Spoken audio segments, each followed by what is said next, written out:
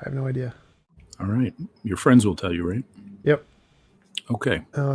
Probably. Or you could try pulling up my YouTube channel, see if it shows up. Okay, let me do that. I'll go to my iPad here. And TJump, your primary channel, TJump. YouTube.com/TJump. Okay. It says online. It says it's online now. Should be working. TJump. And TJump subscribed. And Daniel Ray, How Can Theists live. And TJump subscribed. There we are. Yep. I see it. All right, cool. All right, We're it's good. Working now. There we go. We're good. Let me turn it down so I don't. Yeah, you can turn that off now. It's fine. Okay, good. We don't need that. Yeah. So would you like me to start over? Sure, go for it. Start over. You want to go back? You'll have to hear everything again. Yeah, that's fine. That's not. Are you sure? Problem. Okay. Yeah. All right, we'll do that. We could start at the beginning. Hi, Daniel Ray is on. Do you want to go all the way that far back? Well, I did probably just give the introduction. So last time we talked about how we differentiate imagination from reality, and the question that I asked you at the end of the conversation was, how can a theist differentiate imagination from reality without using science? And so you were going to give an explanation of how to do that.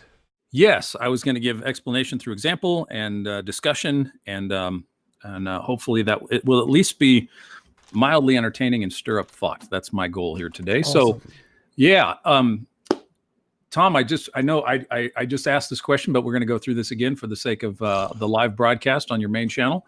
Would you spend $10 billion to find out if this equation were true? No. No, you wouldn't.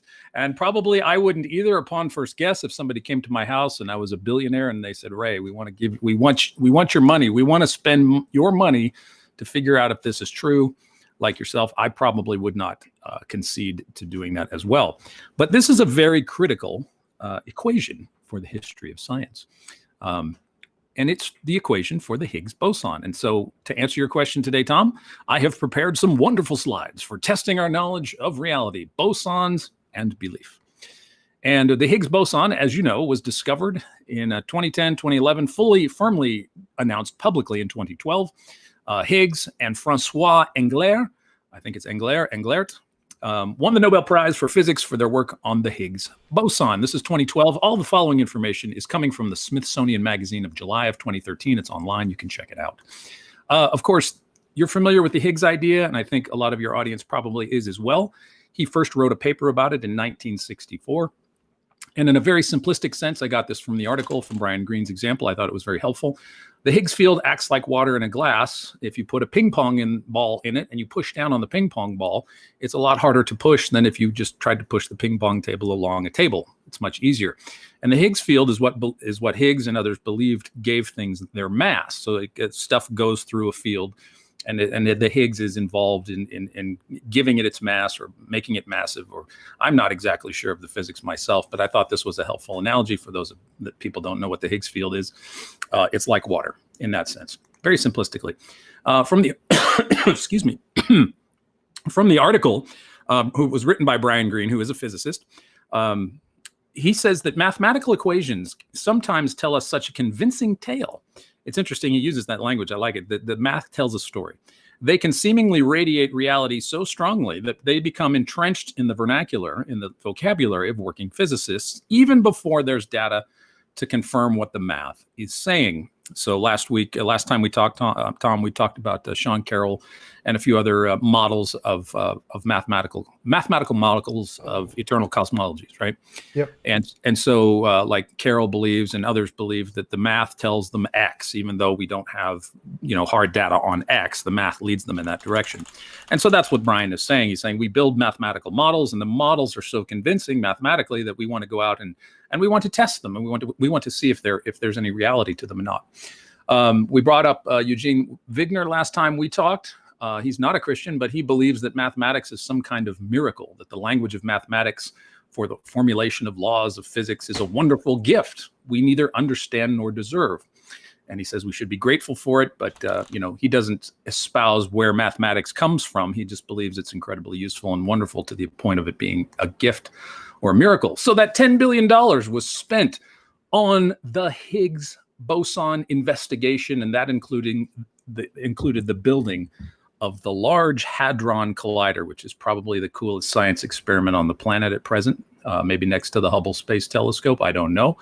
But basically what this is, as most of you know, is that they speed up particles almost near the speed of light because they don't have enough energy to speed up things to the speed of light. So they come very close, but they spent $10 billion to build this, by and large, to discover if the Higgs field and the Higgs boson was a real thing. Now, there were other reasons for building the collider, of course, but the primary one was for the Higgs field, according to Brian Greene's article. And so the Large Hadron Collider was built, and it was a step of faith for people to spend that kind of money and to build that kind of structure to find out if that equation was really true. The math led to that kind of action. That's pretty remarkable.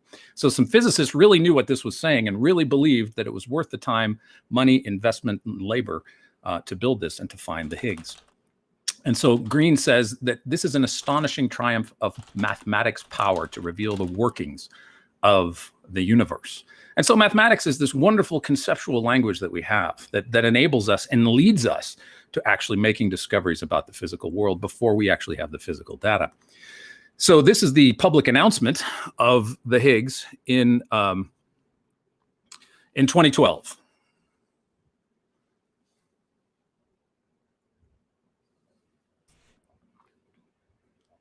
I am not hearing anything, but I don't think it, Oh, you're not hearing anything? I don't think I need it. It's fine. We Okay, don't I'll need move it. I mean, We'll move on.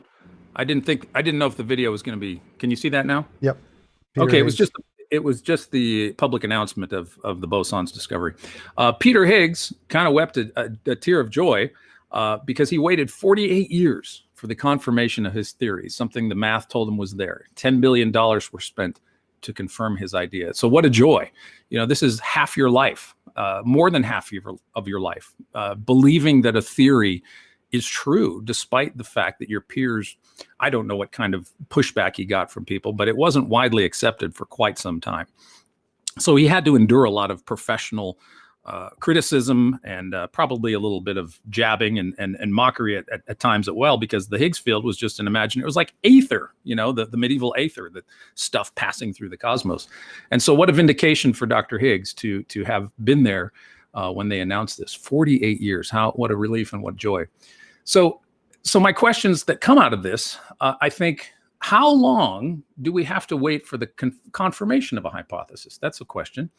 And then when we talk about God's existence, what's imaginary versus what is real, how does a skeptic or an atheist know what a confirmation of God's existence would look like? So if we perform a test and it comes to certain conclusions, how do the skeptical interlocutors know that they're looking at a successful test for God's existence, much like physicists know exactly what they were looking for when they were looking for the boson?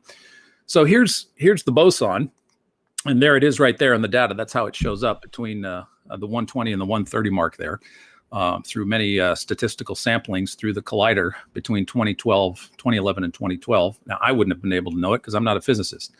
But how was this a success? They knew in advance what the boson would look like, and they acted on what they believed. They knew what they were looking for. So I think here's the problem between us, Tom. I think, or the discussion between us. I don't want to say it's a problem, but probably where we differ. For a skeptic to propose a test for God, it would require the skeptic to know before constructing the test what the evidence for God would look like, just as Peter Higgs had very specific parameters regarding the characteristics of the boson particle. So you don't spend $10 billion unless you know specifically what you're looking for. So how would a skeptic or an atheist know if any test results would positively show evidence for God? How would you test? Just to interrupt there, the atheist wouldn't. The theist would. The theist has a hypothesis. The theist would have to make a model to test it. The atheist wouldn't have to do anything. I mean, the atheist can just ignore it until you make testable predictions. So it wouldn't be the atheist making the model. That wouldn't make any sense. Well, no, but when you say that the model has yielded insufficient results, you are making a tacit positive claim that this didn't meet the criteria for God's existence, right? No. I'm saying it just hasn't made any testable predictions. Like it hasn't done anything. So I'm not saying that you have a model that has worked and it's insufficient. I'm saying you don't have a model, it doesn't work, and there is no prediction at all. So it's not like I'm saying there's some evidence that's insufficient. I'm saying there is zero evidence. There's nothing. Right, but to say there's no evidence, you have to have a set of criteria uh, in advance to know that there's no evidence. I mean, it's a Right. simple thing like if I say, Future testable prediction. So the same thing that the Higgs boson thing was confirming. You need to be able to predict it and then do an experiment to confirm it. well, do you have to have, in order to test something, do you have to have the predictive aspect to your test? Yes, Is that's what that a test requirement? is. Yeah, to test something, you have to make a prediction to get like a result. That's what the Can you test use is. existing information to make your hypotheses, to test your hypotheses? Usually, you always do that. I don't understand. Yes, that's what. So that's okay to use that info. So how do you know that that information that you use within a test is allowable if it's not something that is being predicted? So in other words, like say how they tested for relativity, they used an existing body of knowledge of Mercury's perihelion around the sun when it was closest to the sun. They used that measurement to determine whether or not Einstein was correct. But Well, there actually, was no, they did they measured the curvature of light around the sun. Einstein made a novel yeah, prediction about the curvature of light around the sun. So he but they tested. used existing data to do that. And I'm saying Right. that Well, that's all theories do that. So all theories, you start with ideas from the past. You start with old yeah, information, then you build that together like Lego pieces to build a model. And then you sure, say this model has this new piece in it that we haven't seen before, and that makes a right. prediction. Right. So So you seem to be excluding a priori that there's nothing with God that we can even begin, like the perihelion of Mercury. well, no, I don't a priori exclude anything. So you're allowed to make up whatever you want in the model. I don't care at all. So I just say it hasn't been done yet. There's no evidence that has been presented yet. It definitely could. There's clearly possible evidence. But but I think where I'm maybe missing you is that if I say, so for example, if I've never met you and I say, well, Tom, I've never I see photographs of people that tell me this is what Tom looks like. And I say, well, I continue to see these photographs, but I continue to say, well, there's no evidence of Tom in these photographs. Well, how would that statement make sense unless I knew what you already looked like? Right? I could say repeatedly that, well, that's not Tom, that's not Tom, that's not Tom. There's no evidence of Tom in these pictures. There's no evidence of Tom in these pictures. That statement only makes sense if I know what TJump already looks like, right? Well, that statement only makes sense if you'd never seen pictures before. So if there was no prior evidence to pictures existing and someone handed you a picture of me, you would just say, well, this is just a really nice painting, and you wouldn't constitute evidence for me existing. Well, whether it's a painting or a picture, I could say, well, that's not Tom. That's not evidence of Tom's existence. But I would still, in Only order if for you had that, never seen pictures before. If we have an abundance of evidence of pictures and we know pictures are taking pictures of real people who exist for the most part, then it's pretty good evidence that someone in a picture does exist. well, I think I'd still have to know what you look like to be able to say there's no evidence of your existence. I'd have to know something about, I'd have to have a predetermined knowledge about who you are, what you're like, in order to say that you don't exist. No, you don't know. No, you don't have to know anything about me at all. You just know about the picture. So my constitution is irrelevant. You just say this is a picture, and if you have no prior knowledge of pictures, no prior evidence of what a picture is, then you couldn't count that as evidence that the person in the picture existed because you don't know what the thing is. Well, But we could take pictures, we could take books, we could take your articles, we well, could take your just going with the pictures thing. So if you have a piece of evidence, but you've never seen this evidence before, it's not something that you know about. It doesn't have a background knowledge, doesn't have any empirical verification from the past. You just saw this first thing. There's this person holding this thing in their hand and saying, this is evidence that Tom exists.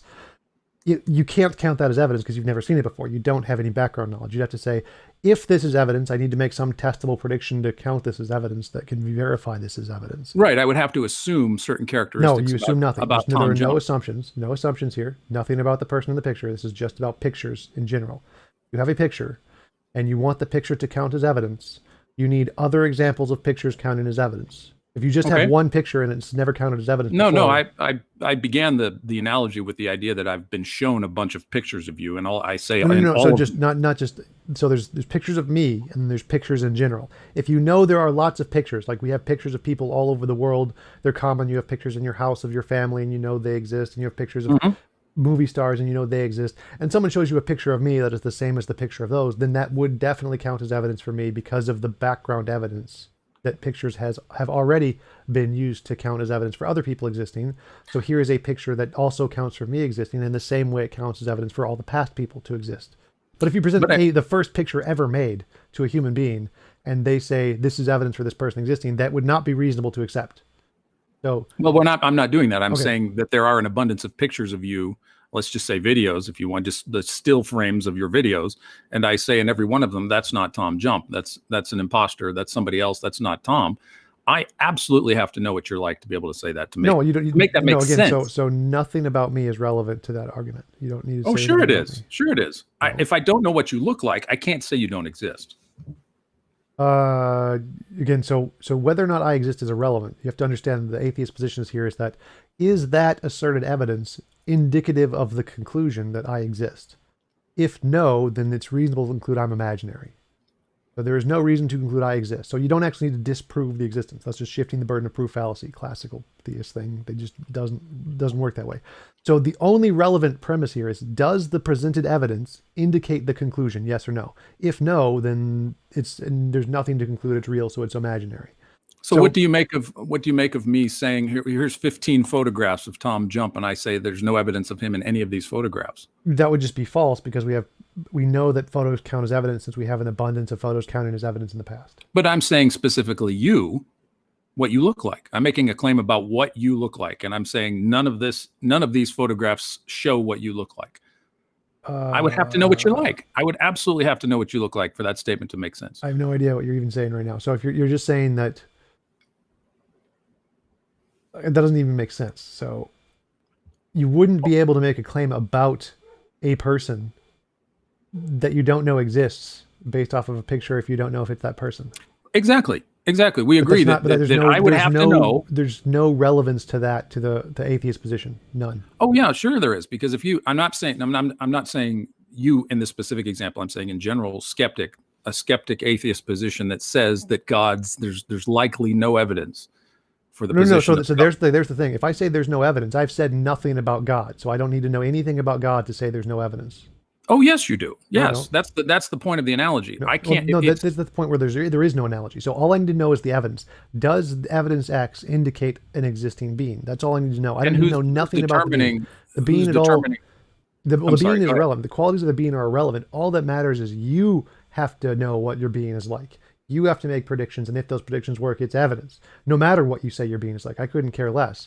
The only thing that qualifies as evidence is you made a testable prediction, and the evidence, the epistemological verification, is correct. You predicted something we don't know yet. You got it right. That's evidence. So I don't need to know anything about the God. I have no idea what the God is like. That's all in your head. You could say it's a square circle. I couldn't care less.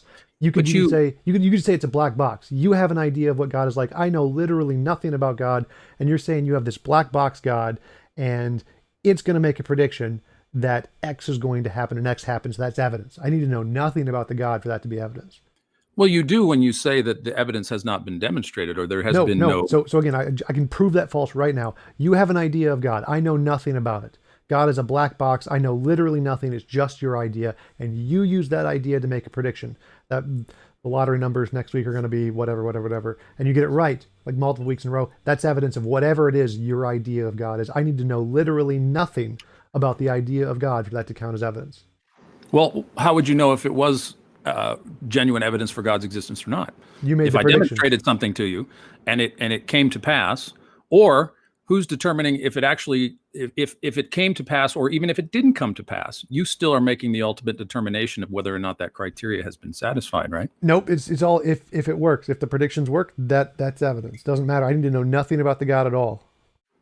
Well, sure. I mean, if you say that if I make a prediction based on X and it comes to pass and it's before you, and you say, well, is that sufficient? I say, well, is that sufficient evidence for God's existence? Well, and you would have to make a qualitative determination. Sufficient doesn't matter. So I'm just going, what is evidence? That would be evidence. That would absolutely be evidence. Sufficient would be a different question about the magnitude of the claim you're making, which I don't know anything about that. I don't know I don't know what your qualities of God are, so I can't say if it's sufficient to prove your idea of God, but I can say it's evidence. I can say, yes, that is definitely evidence for whatever it is you think is in that box. Okay, well, let's go on. I have this analogy that may be pertinent to what we're saying. And I'm sorry for talking over you because there's kind of a delay, so I apologize. I don't care. It doesn't bother me at all. Okay, well, I don't want to be rude. I just, sorry about that. Anyway, so this is an analogy that might be helpful. Do you know who this gentleman is? Nope. Okay, he's pretty famous in a quiet kind of way. This is the Pac-Man creator, software engineer Toru Iwatani, I think is how you pronounce his name. And I think we've all played Pac-Man, and I think you can get it on your phone and stuff. And it's still I grew up with it. You played Pac-Man? I'm sure, right? Yep. And there's a Yeah. bug at the end. If you get to level like 255 or whatever, it There's breaks. a what? I There's never got that. Yeah, there's on the original machines, the bits on the processor is limited to Mhm. 256, and so if you get to level 255 and you beat it, it'll crash the game. Wow. Did you crash it? No, I thought it was insanely boring. I never played it.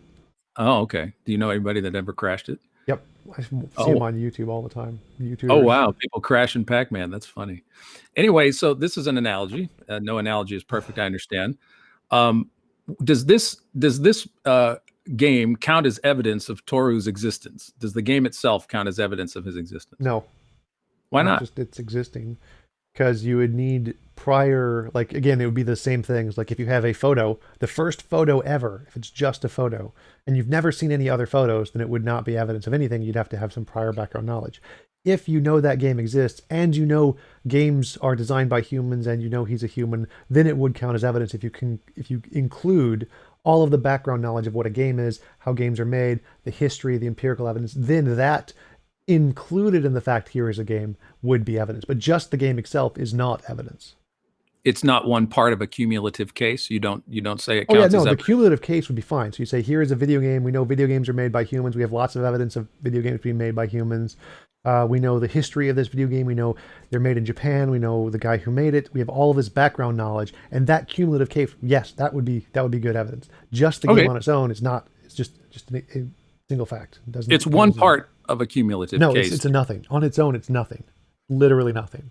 Yeah, I think we would probably disagree on that because I do think it is one part. I mean, if it's one part of a cumulative case, then there is some substantial significance to this being evidence that he is a So for software example, designer. like if we were a pygmy tribe in the middle of Polynesia, and someone Mm. dropped a Pac-Man machine, and we played the Pac-Man, and you asked this same question, the answer would be no. They know nothing about how games work. They know nothing about who designed the games. They know nothing about the history of it. They have no background knowledge. Just the existence of this game would not be evidence of anything other than this game exists. So in Well, order to have the connection between the game to the person, you have a hypothesis. You have here is a phenomenon we're trying to explain, and that one thing is the phenomenon. The game but is the phenomenon. And the pygmy culture's ignorance of Toru does not discount the game as evidence of Toru's well, no, existence. that's the thing. The game is never evidence. The game is the phenomenon. We're trying to explain the phenomenon. The phenomenon can't count as evidence for a conclusion. It's the phenomenon we're trying to explain. Yeah, I'm trying to establish Toru's existence Right. using the game as part of the cumulative case for his existence. Right. So So so you for could be you could be any hypothesis ever, you have a phenomenon you're trying to explain. You say X occurs, and so in this case, Pac-Man is the X.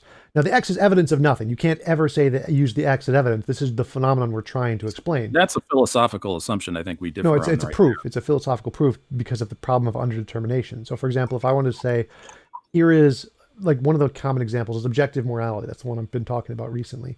You have Yeah. objective morality. So we see observe moral intuition and moral progress, and those are the evidences that there is some moral phenomenon we're trying to explain.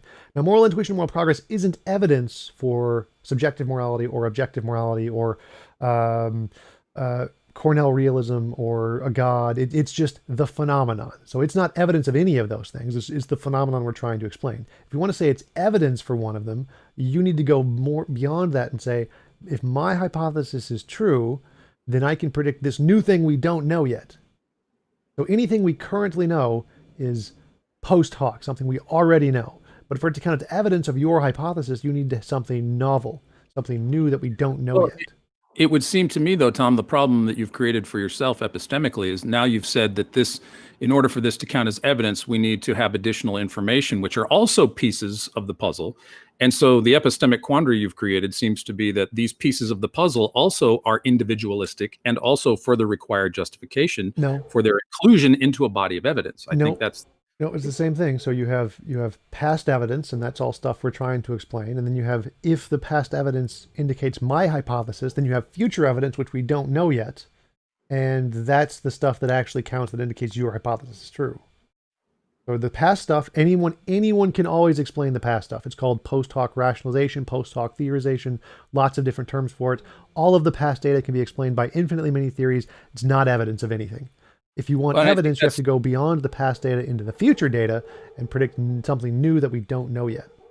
So I think the problem where we differ is on what counts and how you would include something that would count as evidence, which is an epistemological. Yeah, that was the original question we asked: is how do you differentiate imagination from reality if you're not using science? So past post hoc rationalization cannot do this. We've already proven this. It's called post hoc theorization. We know for a fact it cannot do that. We cannot differentiate imagination from reality. That's why science requires novel testable predictions. So you say that. So to be clear on what you mean by imaginary, can we back that up a little bit? Because I remember we talked about it briefly. What's your concept of imaginary? Conceptual, just anything in our heads, anything we think of, anything that is just an idea.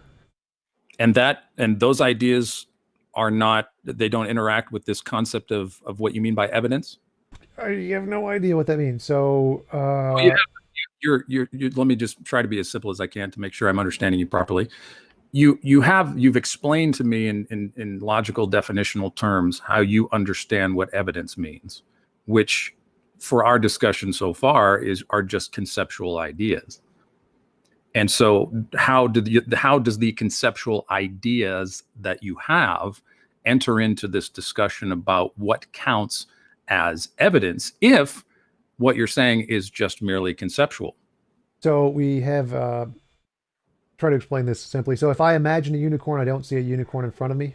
If I try to lift up the TV with my mind, it doesn't move. So the ideas in my head don't seem to affect anything in the world as far as I can tell, or they don't seem to do anything. If I picked up this mug and tried to like throw it at you, it would not work because my mind I don't have force powers or whatever.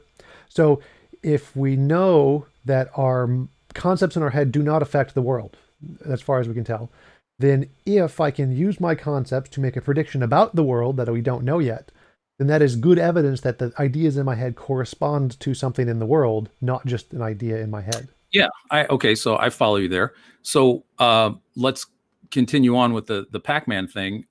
How do you know that there has been no demonstration of the reality of God in the world? You lost me. So just on the Pac-Man thing, we have. Yeah.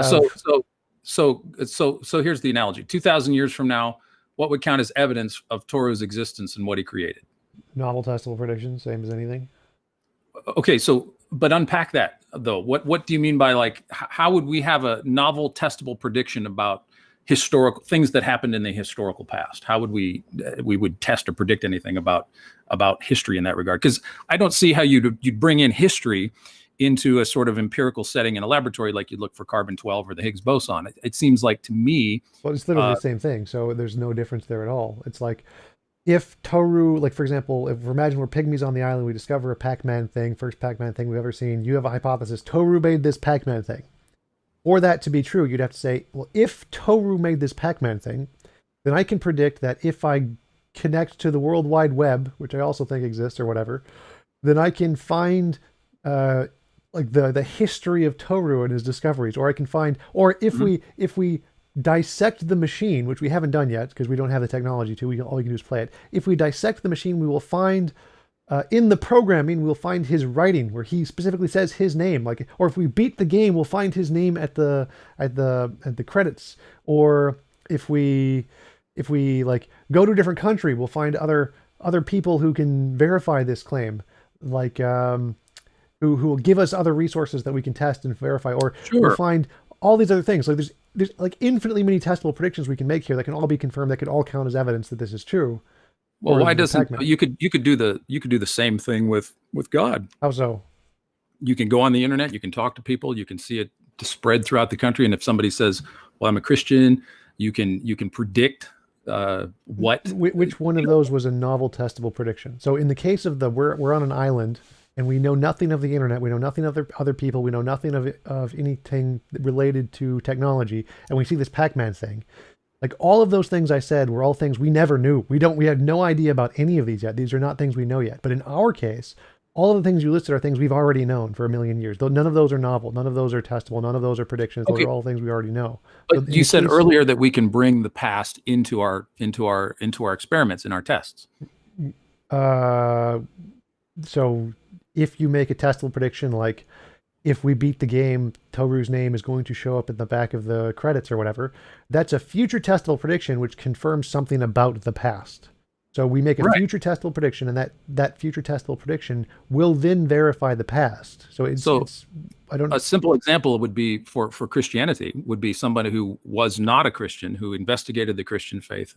I'm not saying this proves it. I'm not saying this is, but it has to be at least one part of a cumulative case of evidence for myself. You would expect that if somebody who has tattoos up and down his arm, who was a long-haired rock star in No. Los Angeles, or I wasn't a rock star or whatever, but my changed life after examining the case for Christianity, after coming to know who Jesus is, looking at the past, looking at other people's testimony. Why would you think that was evidence of anything? Like I could say, it's evidence that someone who investigated the flat Earth came to the conclusion the Earth is flat, and that would be evidence of the flat Earth. Well, no, I'm not, obviously not. no. I'm not arguing that my change is definitive Well, no. proof. Again, I'm not staying saying away definitive. So I'm saying that doesn't count as anything. So, for example, if I say a flat earther investigates the globe Earth and discovers it to be insufficient and converts to flat earther, based on your standard, that would be evidence the world is flat. it would be one case in his case for that. Yes. So I'm that would not be saying that that would it be makes the case. I'm not saying that it makes the case right. flat. I'm not I'm not arguing saying that. again. So I I'm think we not agree. I arguing for think we proof agree. here. I'm only saying there is no evidence. So there is nothing that adds to anything. So again, my criterion is, can you differentiate imagination from reality? And so if your criterion of some like cumulative case, if you're trying to add this up or whatever, this Yeah. piece can add to moving the compass towards that ability, that if a person investigates it, finds it insufficient, and converts, is somehow adding up to that. Clearly, Mhm. that's false because it happens to the flat earthers. Well, when with flat Earth, we have other ideas that can speak against what he's saying. Well, no, that's And so- irrelevant. So I'm not counting the things against him. I don't care about the things against him. I'm only counting the positive claims here. I don't care. There could be infinitely many negative claims against your hypothesis. You could say, I believe in a round square, something logically impossible, and the round square is going to cause X, and if X happens, that's evidence of X. I don't care how impossible it is. I don't care what the evidence against it is. Makes no difference to me at all. If it works, it works. So do you accept the historical that Christianity is a historic religion? all of them are. I don't know what that means. Well, that something occurred in the past to generate the origin of the Christian faith. Would you agree? All religions are. Okay, so so it's grounded in history, and for Christianity, it's 2,000 years of history, and you're saying that. Well, I'd say more than that, but yeah. Well, I don't want to put words in your mouth. I'm just clarifying. So you're saying that the history of Christianity is insufficient or not adequate, or it doesn't count as evidence. Doesn't count as evidence, correct. You're saying the history of Christianity does not count as evidence for the case for the Christian faith. Yeah, because they never produced any novel testable predictions. Well, they attested to it. If they did, that would count as evidence. So if Jesus actually rose from the dead, that would be good evidence. Like if Jesus predicted in 3 days I would rise again, and if that actually happened, I'd be like, yep, that is evidence. I wouldn't count it as sufficient. Well, we have a record of that actually happening. Oh, we have accounts of that happening. We have no actual evidence it did happen. So the accounts, why don't the accounts count as evidence in the cumulative case? Same reason the accounts of Toru don't count when we're Pygmy Island. So, like, for example, if we're in the middle of a Pygmy Island and somebody who's like 2 feet to or less says, "Oh, I know Toru. I've met him. He's given me visions that he created the Pac-Man." Like, no, that's not evidence. So you require the background empirical data that what you're saying is true, because your testimony can't differentiate imagination from reality. So I can't. So when we talk about the history of Christianity, your statement about that not counting as evidence, you're saying that I can't make a testable novel prediction about Christianity because none of the history of it counts as evidence. Is that right? No, if you could, that'd be great evidence. Go for it. Okay, so the history of Christianity began with the resurrection of the Lord Jesus Christ. Do you agree? No, but I mean, that would be a prediction. Okay, so What if it, okay? So if you don't agree, briefly, what do you think happened historically? Exactly the same as every other human religion. People had ideas. They had emotional connection to the ideas, and they got attached to them. Okay, so you believe that the origin of the Christian faith is an emotional idea that people got connected to, and therefore it began like every other religion. Yeah. Do you have a novel testable prediction that shows that to be true? Yes. Well, it's already been novelly testable, predicted by people in psychology and sociology for hundreds of years. They What is did. the novel? What is the novel testable prediction that Christianity began on people's feelings? How do you Uh, test? How do you that test that? has already been tested. So it's the novel testable predictions in psychology and sociology of how ideas form has already been confirmed through many tests in sociology and psychology. Like Well, that may be about ideas, but specifically, we're talking about the historical origins of the Christian faith. that makes no Uh, difference. It's like if I said I saw a dog, I don't need evidence of that dog. I can just give evidence of dogs in general. So if I can give evidence of novel testable predictions of dogs existing, then it's reasonable to infer the dog I'm particularly talking about exists is fine. So that's fine. but It has an what's influence in the empirical evidence. prediction that religion began with a feeling, or that Christianity began with a feeling? Uh, What's the specific prediction that you I'd know have of to that? research. This is just general basic 101 information in psychology, Uh-huh. sociology of how ideas work. So I'd have to like actually just Google what is the basis of ideas and cultures or whatever. It's the same thing. So there's not, this isn't really like a controversial point. It's just basic psychology and sociology. This happens all the time. And we have novel Okay, test predictions, tons of them about doing exactly this. That's like the entire field of not psychology and sociology. but when it comes down to actual historical investigation of the past, historians, not psychologists and psychiatrists, but historians who study this, um, there's not. It would be very difficult to do a novel testable prediction that could be falsified in the 21st century about the psychology of people that lived 2000 years ago. How do you accomplish that? The same psychology that people have today. You say people Oh, have so this you kinds of belief okay. system. So same thing counts for Christianity. If you can predict something today, future testable prediction, it would also apply to 2,000 years ago. Like if you could predict miracles today, then it would be reasonable to infer the same kinds of miracles could have happened 2,000 years ago. Okay, so you think that the psychologists of the 21st century know more about the psychological makeup of the people of the first century who believe to have experienced the resurrection of Jesus from the dead. Is that correct? Definitely. Okay, But all right. that's not relevant to my argument, but definitely. Okay. Well, it just seems to me that if you have, so here's the problem that I see, that when it comes to allowing for the evidence of Christianity as the history of Christianity as discounting that as evidence, it would seem that psychological explanations for the history of Christianity, not historical ones but psychological ones, are also outside the purview of your testable, reliable prediction criteria. I No, don't no, see how. I just demonstrated it does fit in that But criteria. how, So how do you test? How do you test the psychological makeup of people of the first century? How you would you do test the that? psychological makeup of people today, and then you Well, apply that that's inductively to different people of the though. past. No, no, it That's a has nothing. This cultural. has nothing to do with cultural. It has to do with biology and neurology of the human makeup, which has essentially been the same for hundreds of thousands of years. So this is all just human beings. We're talking about how the human brain works. The human brain works today the same way it did 2,000 years ago, same way it did 20,000 years ago. So there's All not right. really sufficient difference there. So if you can show the human brain today is flawed enough to get attached to certain silly ideas because it makes you feel good, like the world is flat, then it's reasonable to infer in the past the brain was silly enough to get attached to silly emotional ideas that made them feel good, like religious beliefs. Well, So what if we put atheism in the hot seat and said that it's just something that people made up to make themselves feel good because of the psychology of people in the 21st century that don't want to believe Jesus existed? How do you uh, test that? that would be fine, except atheism doesn't make any claims. So atheism is just the position there is no evidence of God for the most part. So the origin of the belief doesn't make a difference in its negative claim. Okay, so let me just wrap up because I don't think we'll make too much progress on this. But your position is that the history of Christianity and its origin can be explained by 21st century psychology and psychiatry without any other reference to historical documentation to the contrary. Is that correct? I would say that all phenomenon in the past can be compared to phenomenon today. And if we can find it today, that there is some common feature of psychology and that common feature of psychology can be used to explain certain accounts of the past, then yes, those would be the same thing by definition.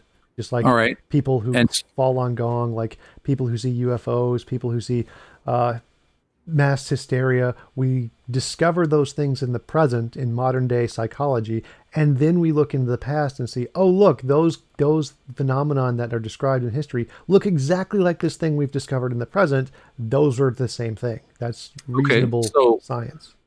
your position at present is that Christianity began because it made people have an emotionally positive experience. Is that correct?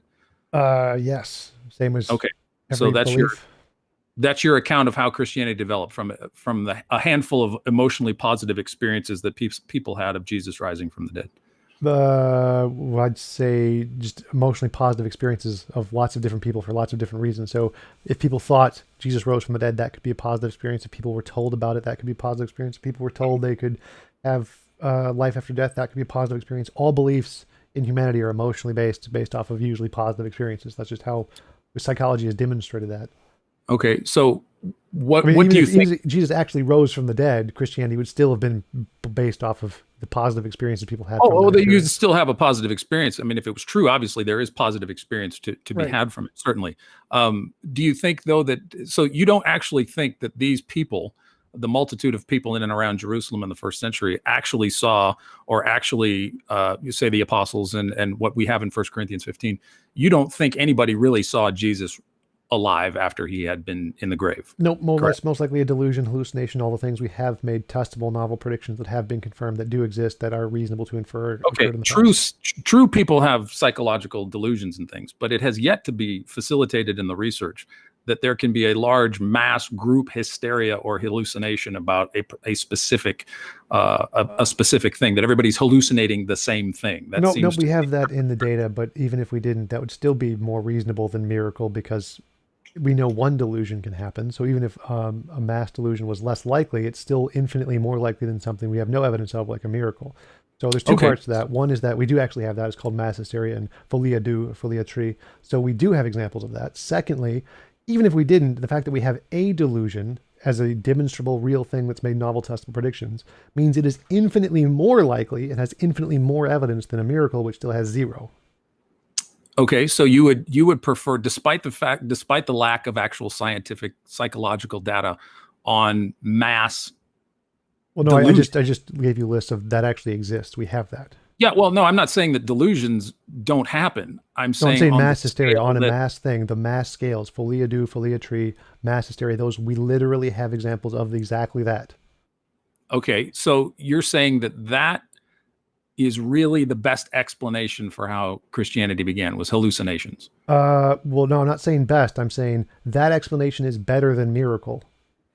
Okay, so you're a priori excluding miracles, kind Nope, of I like am he. not a priority excluding anything. I'm saying we have past evidence of hysteria. We have past evidence of delusion. So those things we know exist like dogs. And so if we want to say what caused the footprint in the snow, dog is always going to be better than unicorn because we have past evidence of dogs. We have no past evidence of unicorns. So dog is always necessarily a better explanation until you can provide evidence of unicorns. So a miracle, by definition, though, is a rare occurrence. I don't care. Like, it doesn't make a difference to me how rare it is. If you can make future testable predictions with it, that's evidence. Doesn't matter how rare it is. And we have, okay, so let's talk about. I'll just be personal here for my own example. I'm not saying that this is proof. We're not. We agree that we're not after proof in the mathematical Euclidean sense. But here are some examples of my own experience, and I'm not saying that they make Christianity certain. But I was a changed individual after coming to Christ in 1993. So here are my tests, very briefly. I was baptized in 93. I was in the military for 4 years with a tour in the Middle East working with Muslims. I have a bachelor's degree at a secular university. I have a master's degree from a Christian university. I studied, one of the things that I really enjoyed that really helped me engage my Christian faith was the Mars Hill Audio Journal. It gave me a perspective of how Christianity and contemporary culture go together. It's a wonderful resource that probably saved me from becoming an atheist. I've had multiple appearances on atheist shows: Dogma Debate, Right to Reason, Cordial Curiosity, Non Sequitur when it was still around, and Atheist Edge, of course. And I've had enjoyable discussions with you, Tom, examining what I believe with people that don't believe like I do. I am currently a administrative facilitator for our Atheist and Christian Book Club. We used to meet regularly in Arlington in person before the COVID. But we make dinner and sit down and have a chat about atheist and Christian discussions about a book once a month. It's a great group, and I miss it. And I'm now a staff apologist at Watchman.org, examining other non-Christian ideas and worldviews. I've also been through a great deal of suffering, as we all have. I struggle with depression, as I've shared with you. I've gone through a lot of loss: my father's suicide, my fiance breaking an engagement. I've lost jobs and friends. Personal experience of miraculous healing in my own life when I was in my 20s, reading, studying, and engaging with scripture, the testimonies of other Christians, the historical reliability of the origin of the Christian faith, and ultimately for me, what I enjoy the most, the beauty and intelligibility of the cosmos, putting together a book with other professional Christian scholars and scientists. And that's this book. And I know you've read about it, The Story of the Cosmos. And I've done podcast interviews with atheists, with authors, with scholars, on 2 podcasts that I produce. And so 27 years of living out what I believe are what I would consider to be, you could test and predict what my life was like before I was a Christian. And now you can make testable predictions about what my life would be like, as you would expect. Go ahead. Which testable predictions? Where are the testable predictions? Because testable predictions need to predict something we don't know yet. So what is the novel testable prediction in any of that? Well, what would you expect of someone who claims to be following the teachings of Jesus in the Bible? What would you expect from somebody? What would you expect their life to be? What would you expect them to do? I expect them to be human, just like every other human, and not much different than any other human. Not much different? But yeah, I'd say that they're going to live a life that's going to be human, and they're going to have human experiences and have human things in their life, just like every other human. So, like, your story is essentially the same as millions of other people's stories and millions of other countries of millions of other religions. It's just a human story. Like, there's nothing special about that story that you listed. It's the same as lots of other people's stories. So, but I'm not saying it proves Christianity. I'm saying that, again, so anytime you bring that up, it doesn't matter, because I'm not trying to say it's not. I'm saying it's not even evidence. Like, nothing in that what you listed, other than the miraculous healings. Miraculous healings would actually be great evidence if you could demonstrate them. But other than that, everything you listed was just common human experience. I saw the sun rise tomorrow, therefore God, is essentially your argument. Well, no. I'm saying that by you saying that nothing that I have said counts as evidence is a presupposition about. No, I said no presupposition. So you're not allowed to say it's a presupposition, because I haven't given it. You're assessing what I'm sharing, and you're saying it's not evidence. Where did I presuppose anything? What is my presupposition?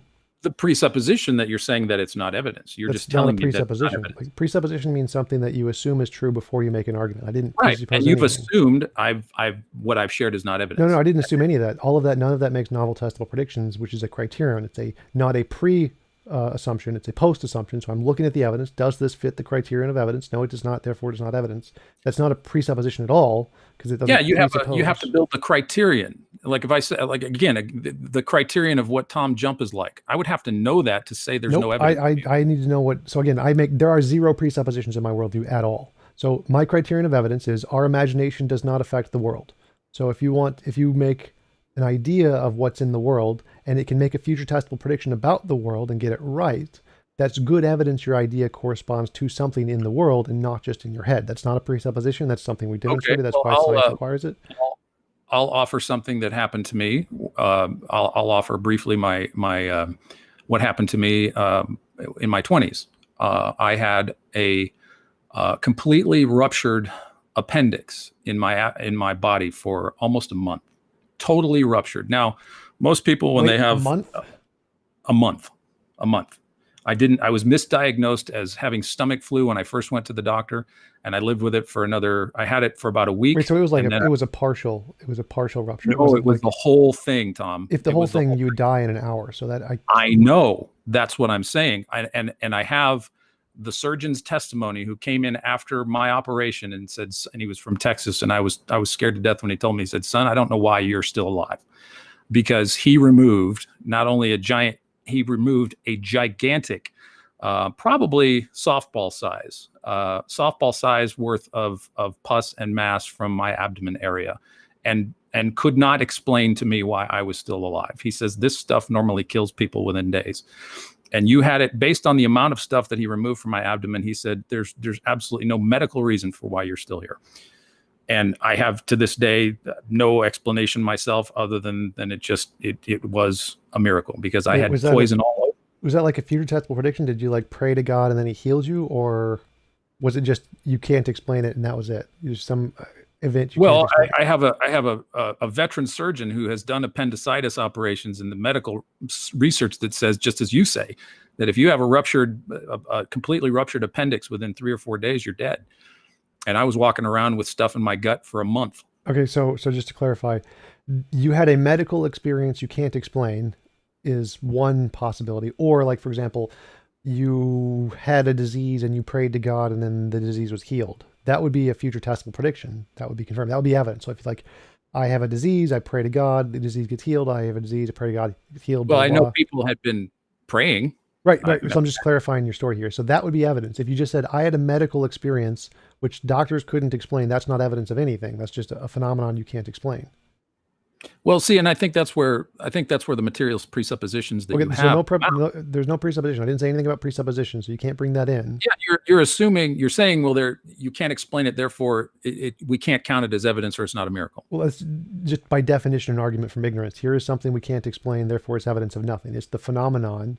Therefore, it to be evidence, you need to make a future testable prediction. So it's just the definition of an argument from ignorance. There's no presupposition there. It's just philosophy. I don't think it's an argument from ignorance, because you look at the cumulative case about what happened here. There is nothing in the science that can explain what happened to me. If nothing in the science is by definition an argument from ignorance, anytime you say that. So it's necessarily an argument from ignorance. Not at all. It's an argument to the best. It's an argument to the best explanation. If God exists, that miracles are entirely possible. Again, so if that's like, if we see a footprint in the snow, it could be a dog, and we have lots of evidence of dogs. So that's a possible explanation that is reasonable to make a conclusion of, or it could be a unicorn. Now, saying that, well, no dog could explain that footprint. Well, since we know dogs exist, they're always going to be better than unicorn. You can't ever conclude unicorn. The same thing applies to a miracle. So for example, you have a medical experience you can't explain, then saying it's an unknown natural thing is always going to be better because we have empirical evidence of those. No, that's a presupposition. That's not a presupposition. That's just induction. That's no. I think, well, that is... You keep saying presupposition. There are literally no presuppositions in my worldview, so you cannot say presupposition.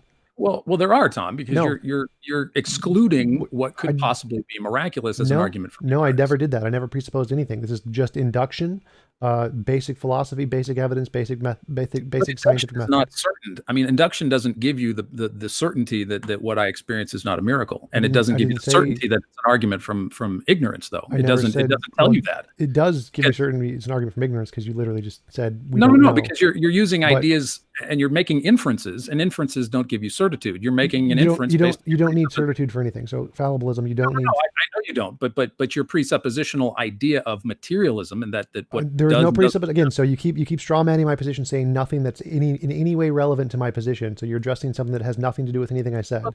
You're telling me that what I experience is not a miracle, but it's an argument from ignorance. No, I'm not saying it's not a miracle. I'm saying that's not evidence of a miracle.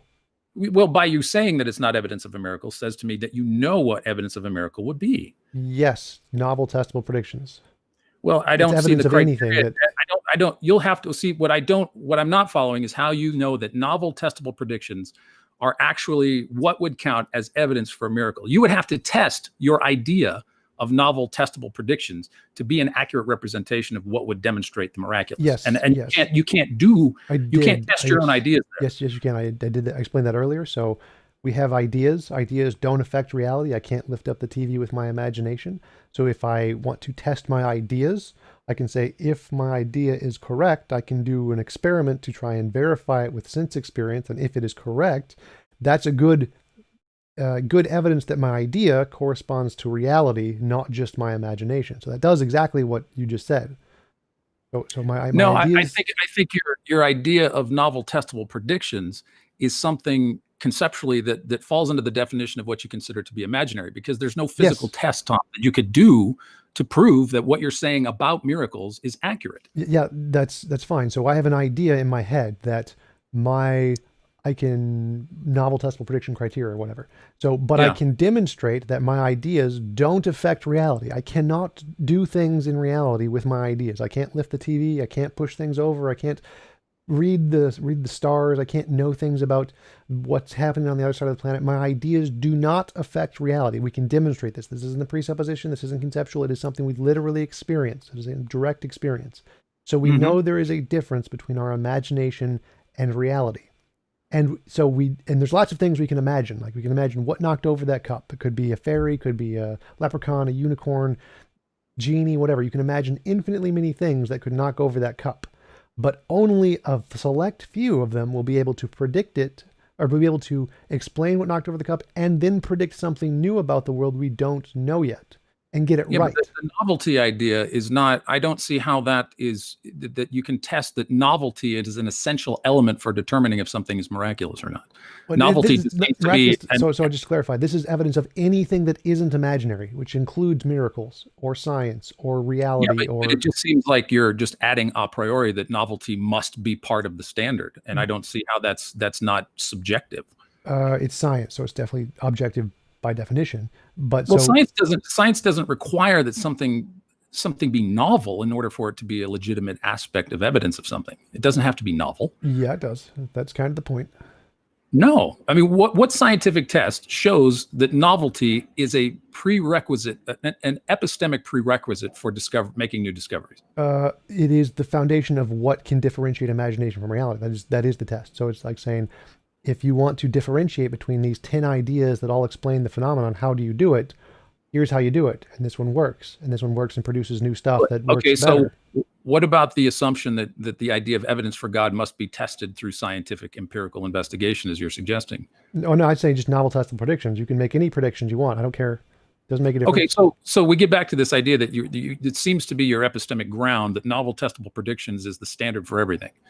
Yes, the only standard I know of that can differentiate imagination. How do you test for that to be accurate? I just explained that like 10 times. So this is just the foundation. No.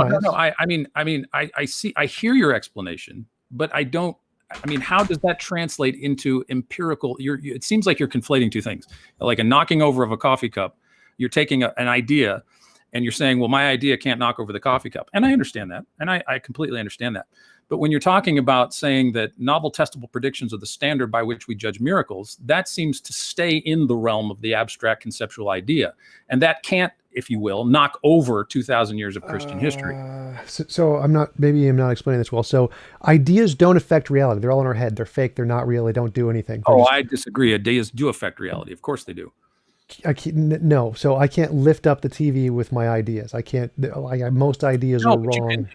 But a lot of what we're talking about, Tom, is conceptual and abstract, and they do impact how people think about reality. That's fine, but it doesn't do anything to reality. That's the point, is that the ideas are imaginary. They're things in our head that do not affect reality. They can affect us, which we can affect reality, but they don't affect reality. Like I can't lift stuff up with my mind. I can't tell you what the lottery numbers are going to be with my imagination. I'm not going to be able to imagine what the universe is like, or just imagine the constants of the universe. I'm not referencing something in reality. A priori, there is nothing that can tell you anything about the world. Ideas do not correspond to reality just because they're ideas. So there's some difference between our imagination and reality. These are not the same thing. Our imagination is not reality. Reality is not our imagination. Okay, well, let me ask you, what is your definition of reality? The stuff that exists. So do ideas exist in reality? Yes, in our heads. Okay, they're not the same as reality. For you, is reality just physical? Yes, that's my based on the best evidence, but again, that's not relevant to my argument at all. So it's not. No. Well, it helps because you keep using it as a basis for measuring things. You want to measure things against reality, or you want to make a dividing line between imaginary and reality. And it seems to me that, if I'm understanding you correctly, that your idea of imaginary is non-physical. Your idea of so that's again irrelevant to my argument. Physical. Totally irrelevant to my argument. Doesn't matter if you're an idealist, a physicalist, a dualist. All of this the same applies to every single one of the worldviews. There is some difference between imagination and reality, whether that reality is physical or mental or a combination of both. Makes no difference. Things in our head do not correspond to the things in the world. They are different things. What about mathematics? What about mathematics?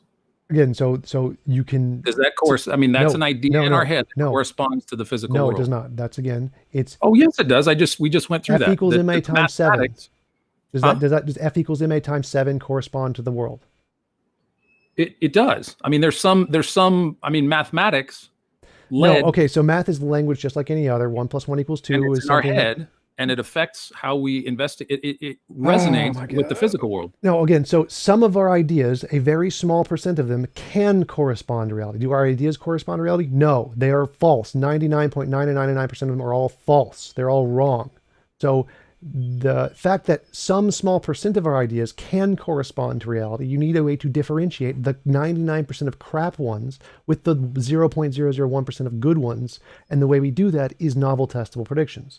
Some ideas can potentially correspond to reality. Most ideas do not. The vast majority of them do not. So that's the way you need to differentiate between the imaginary stuff that does not correspond to reality and the imaginary stuff that does correspond to reality. But you still have this abstract conceptual idea of reality in your head, which you think all other things must cohere. Right. So again, let's do it again. You need a way to differentiate the parts of our imagination that do correspond and the parts of our imagination that don't. So I have an idea of reality that maybe does and maybe doesn't, and I need some way to tell the difference between those two things. And you're saying, in your definition, and what I've heard you say the last few minutes, you're saying that your concept of reality does not permit the historical 2,000 years of Christian history as evidence for the reality of the Christian faith. No, I'm saying you don't have a way to do that. That's the problem. My worldview doesn't matter here. My worldview is irrelevant here. You have an idea of what... No.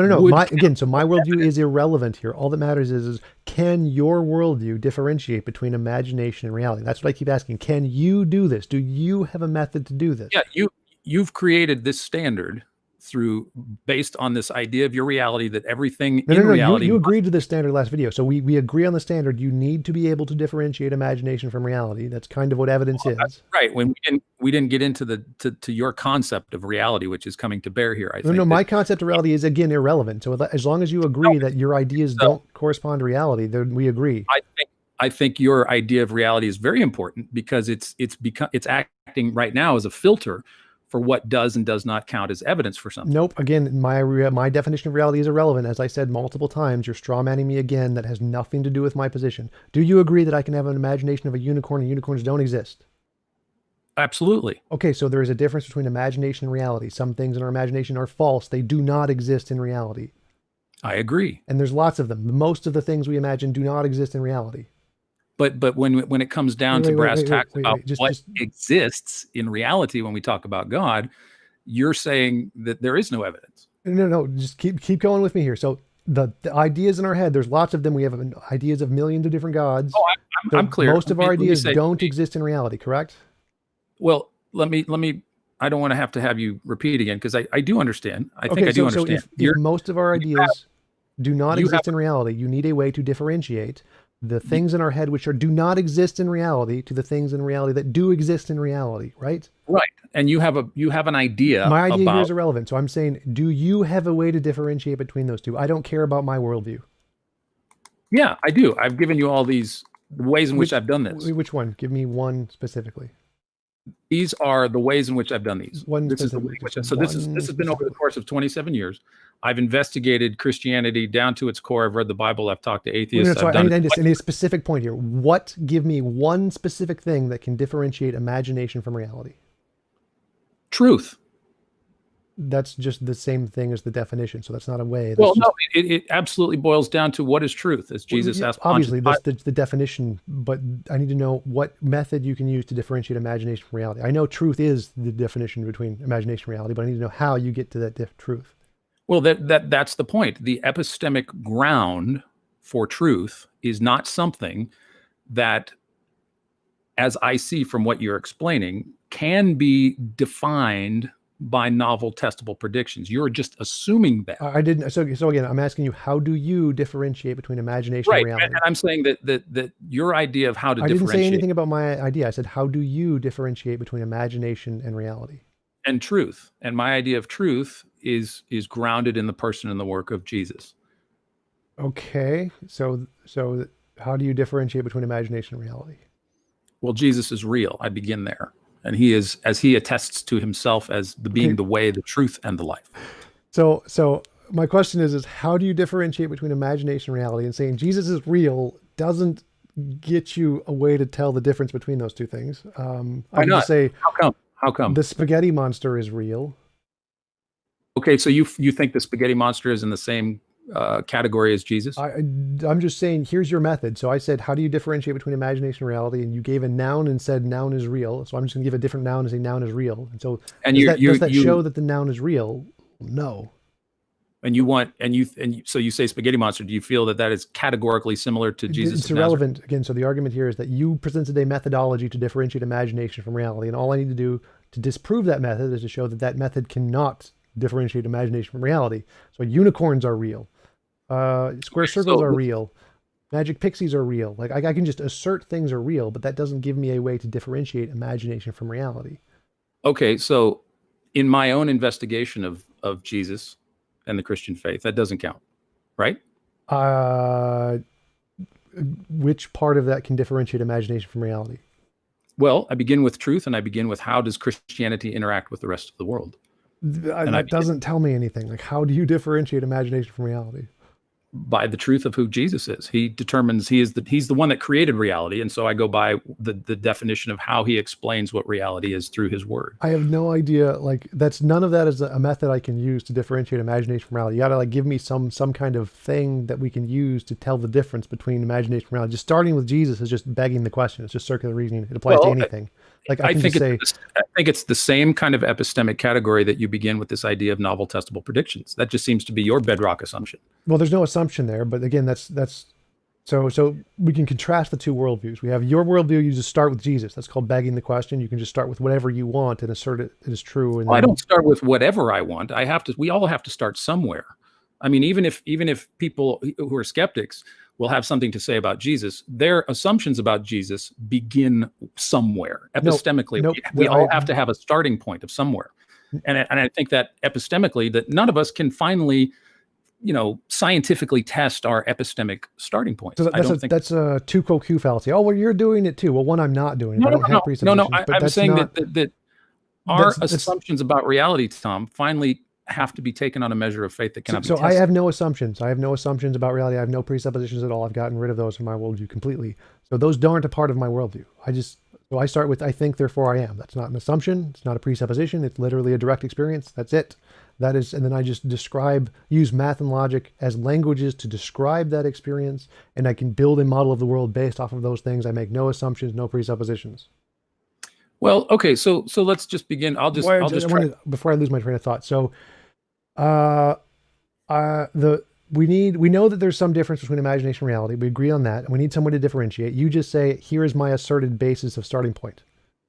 Circular reasoning, anyone can do that. My starting point does not do that. It does not have that problem, because my starting point is I think, therefore I am. I can differentiate, and I create a language, math and logic, to describe the difference, and then we can tell the difference between imagination and reality by making novel test predictions, which we can demonstrate, because there's lots of ideas I can have, and the ones that do make predictions do exist in reality. We can confirm that. We can say, oh, this idea that I thought was real, like the Higgs boson, made a prediction about reality, and then we can discover that prediction is true because we can discover the Higgs. We can say, oh, that idea does exist in reality. So mine doesn't have that problem. I'm not begging the question and just starting with what I want to be true. I'm testing it and demonstrating it to be true. Yeah, I don't see that you can or have adequately justified your novel testable prediction epistemology. I mean, I understand you've explained it, but that's not it's not clear that is the place to begin with how you know the reality. It just seems like you have a starting point as well, and I don't fault you for the starting point. I think we all have a starting point that we can't finally justify through the methods and tools of science. It's beyond that, Tom, and I think we all have to kind of pick a starting point and then work it out in accordance with, as you say, with the best kind of evidence that reality gives us. So let me clarify, because I see. Before I finish, let me just clarify, because I think it's an important distinction. So faith, for me, faith in Christ, is an active trust. It's not a source of my knowledge. Faith is not the source of my knowledge, but a response to knowledge. So the mathematics of the Higgs equation, for example, is the source of knowledge. And then building the Large Hadron Collider to test the mathematics is the faith, a response to the mathematics. So faith isn't the source of my my knowledge. Christ is the source of my knowledge, and my faith is an active trust in what he has said, and I act in accordance with that, and I have over the last 27 years. So if we take the person of Jesus of Nazareth, everybody in the comment section, everybody has an opinion about who Jesus is. That knowledge comes from... Not everyone does, because some people don't know about him. We didn't know about him for many years. Many people never knew about him. So I'm saying that okay, so I'll just limit it to the comment section, everybody in here, and most people in the Western civilization know who Jesus is or know something about him. But that knowledge of who Christ is begins with a certain set of assumptions that nobody can finally prove. So people make fun of me for saying, I start with Jesus. But then I hear all these comments that say, well, Jesus is this and Jesus is that and Jesus is this, and I'm crazy for starting there. But the objections to who Jesus is begin with a certain set of assumptions as well. And so what I'm saying is that when we look at the physical world, we act in accordance with those assumptions. And a lot of those assumptions, epistemologically, metaphysically, philosophy, we cannot finally test or demonstrate in any kind of empirical way. That's logical positivism. And that's a philosophy that died out last century. So, we can't prove, and I don't think, I can't finally prove that Jesus is who he says he is. I have to live in accordance with faith by that. But I also think at the same time, Tom, and it's not necessarily a criticism, but I don't see how that you can demonstrate through novel testable predictions that novel testable predictions are the only way in which we can know if God exists. So you've mischaracterized so much there. It's so hard to go through this. So you have a circular reasoning starting point. You start with whatever you want to start with, and anybody can do that. So that methodology we know for a fact fails. And then you apply a tu quo q fallacy. Well, you're doing it too. You have a presupposition. Well, no, my worldview doesn't have a presupposition at all. There's none. Mine starts with... I think you do, but we'll disagree there. You can't think I do. You're not allowed to get an opinion on my position there. So I have, mine is I think, therefore I am. That is the starting point of my position. There is no presupposition. There is no assumption there. It's just I think, therefore I am. That's a fact. It's an observable fact. It's an experience. You can't demonstrate your experience to anybody else but you, Tom. I don't need to. That's not a part. Why do you even bring that up? That's not relevant. That's not a presupposition. That's not an assumption. That's not a part of my worldview. You want to take the I apologize and make that a basis for reality as you're judging it. You want to say that but to me, you cannot convey your own internal experience to anybody else but you. That was not a part of my premises. None of that was in my premises. My premise is I think, therefore I am. I didn't say I can then therefore prove I exist to other people. That was never a part of any part of my explanation of my worldview. That was not there. But it's important for your worldview, because if you can't demonstrate your own existence to people, then your idea of reality also is beyond being able to be demonstrated clearly. Nope, that's irrelevant too, because none of that was a premise in my worldview. So my worldview is I think, therefore I am. There's some difference between my imagination and my experience, and I use logic and math to describe those things. That is the basis of my reality. Nowhere premise. How do you know logic and math are actually a part of the reality you're trying to describe? You're assuming they're made up languages I use to describe this. They don't exist anywhere. They're just languages. They're like English. Your reality is there. I think, therefore I am, and you're using made up languages to describe what you think reality is. No, to describe the fact that I exist. Okay, so you've made up a language to describe the fact that you exist, but you can't prove your existence to anybody else other than yourself. I don't need to. That wasn't a part of anywhere in my argument, so that's not relevant. So well, it makes it because you say that I'm being arbitrary and starting with Christ, and you're just starting with yourself. Right. So I can't believe I exist and not exist at the same time. That'll be impressive if I could. So that's not an arbitrary starting point. That's literally a necessary truth of reality that I exist if I'm experiencing I exist. So that is a good starting point. That isn't circular. That's a necessary truth of reality. Why can't Jesus say the same thing about himself? He could. But you can't say it about him, just like I can't say it about you. Okay, hold on a second. Why can't I say it about him? For the same reason you just said, that I can't prove my existence to other people. I'm going by your standards, not mine here. I'm saying, why am I not allowed to say that Jesus can say I am as well? He is. Everyone who exists is allowed to use their own existence as a starting point. Okay. So your existence as your starting point is denying my ability to say that Jesus is my starting point, correct? Well, no. That was what you agreed to. So as you said earlier, There is no way for me to prove that I exist to everyone else. Right. Yeah, I that's your agree. world. But the same would apply to everyone. So you can't say, I'm going to start with something else as my grounding because for the exact same reason. Like I could just You pick. just told me that if you start with yourself and you're using made up language to describe yourself to yourself, I don't see how any other prescription about epistemology could apply to anybody else, Tom. That's How? a starting point. I don't. There's no relevance to what you just said to my position there. I don't even Yeah, know. you've explained to me that you begin with yourself. Right. I am, therefore I think, therefore I am. Right. And then you say that you use made up language to describe your own experience to yourself. Sure. But then if you've made up this language and you can't demonstrate your own existence and you're beginning with yourself, you are then trying to externally apply that epistemological axiom to everybody else, which is inconsistent with the Nope. way in which you've described your own I existence. haven't gotten anywhere. That wasn't in any of my premises. So no. So the Okay. question is here is what is a reasonable starting point for knowledge? One is here is a necessary truth that I exist. That's a reasonable starting point for knowledge. It's not circular. It's not begging the question because you can't use the same method to get a non-imaginary conclusion. Like I can't say I think therefore I am and be wrong. So that can't be false about reality. So I can't use this same method to get an imaginary non-real conclusion. This method is always going to get a real conclusion 100% of the time. Saying that your falsifiable, testable predictions is going to get the same conclusion. You mean? No, I'm saying I exist. I exist as the starting your point. existence, but your existence and your experience are only demonstrable to yourself. I again never said any of that. So the question is what is the starting point for knowledge? What is a good ground of knowledge? I ground knowledge in I think, therefore I am. Full stop. No other sentences uttered, no other premises, no other science, no future tested predictions. Haven't gotten to any of that. This is just the grounding point for knowledge. I start with I think, therefore I am. That is not circular. It is a necessary truth. You can't get it wrong with this. This can differentiate imagination from reality.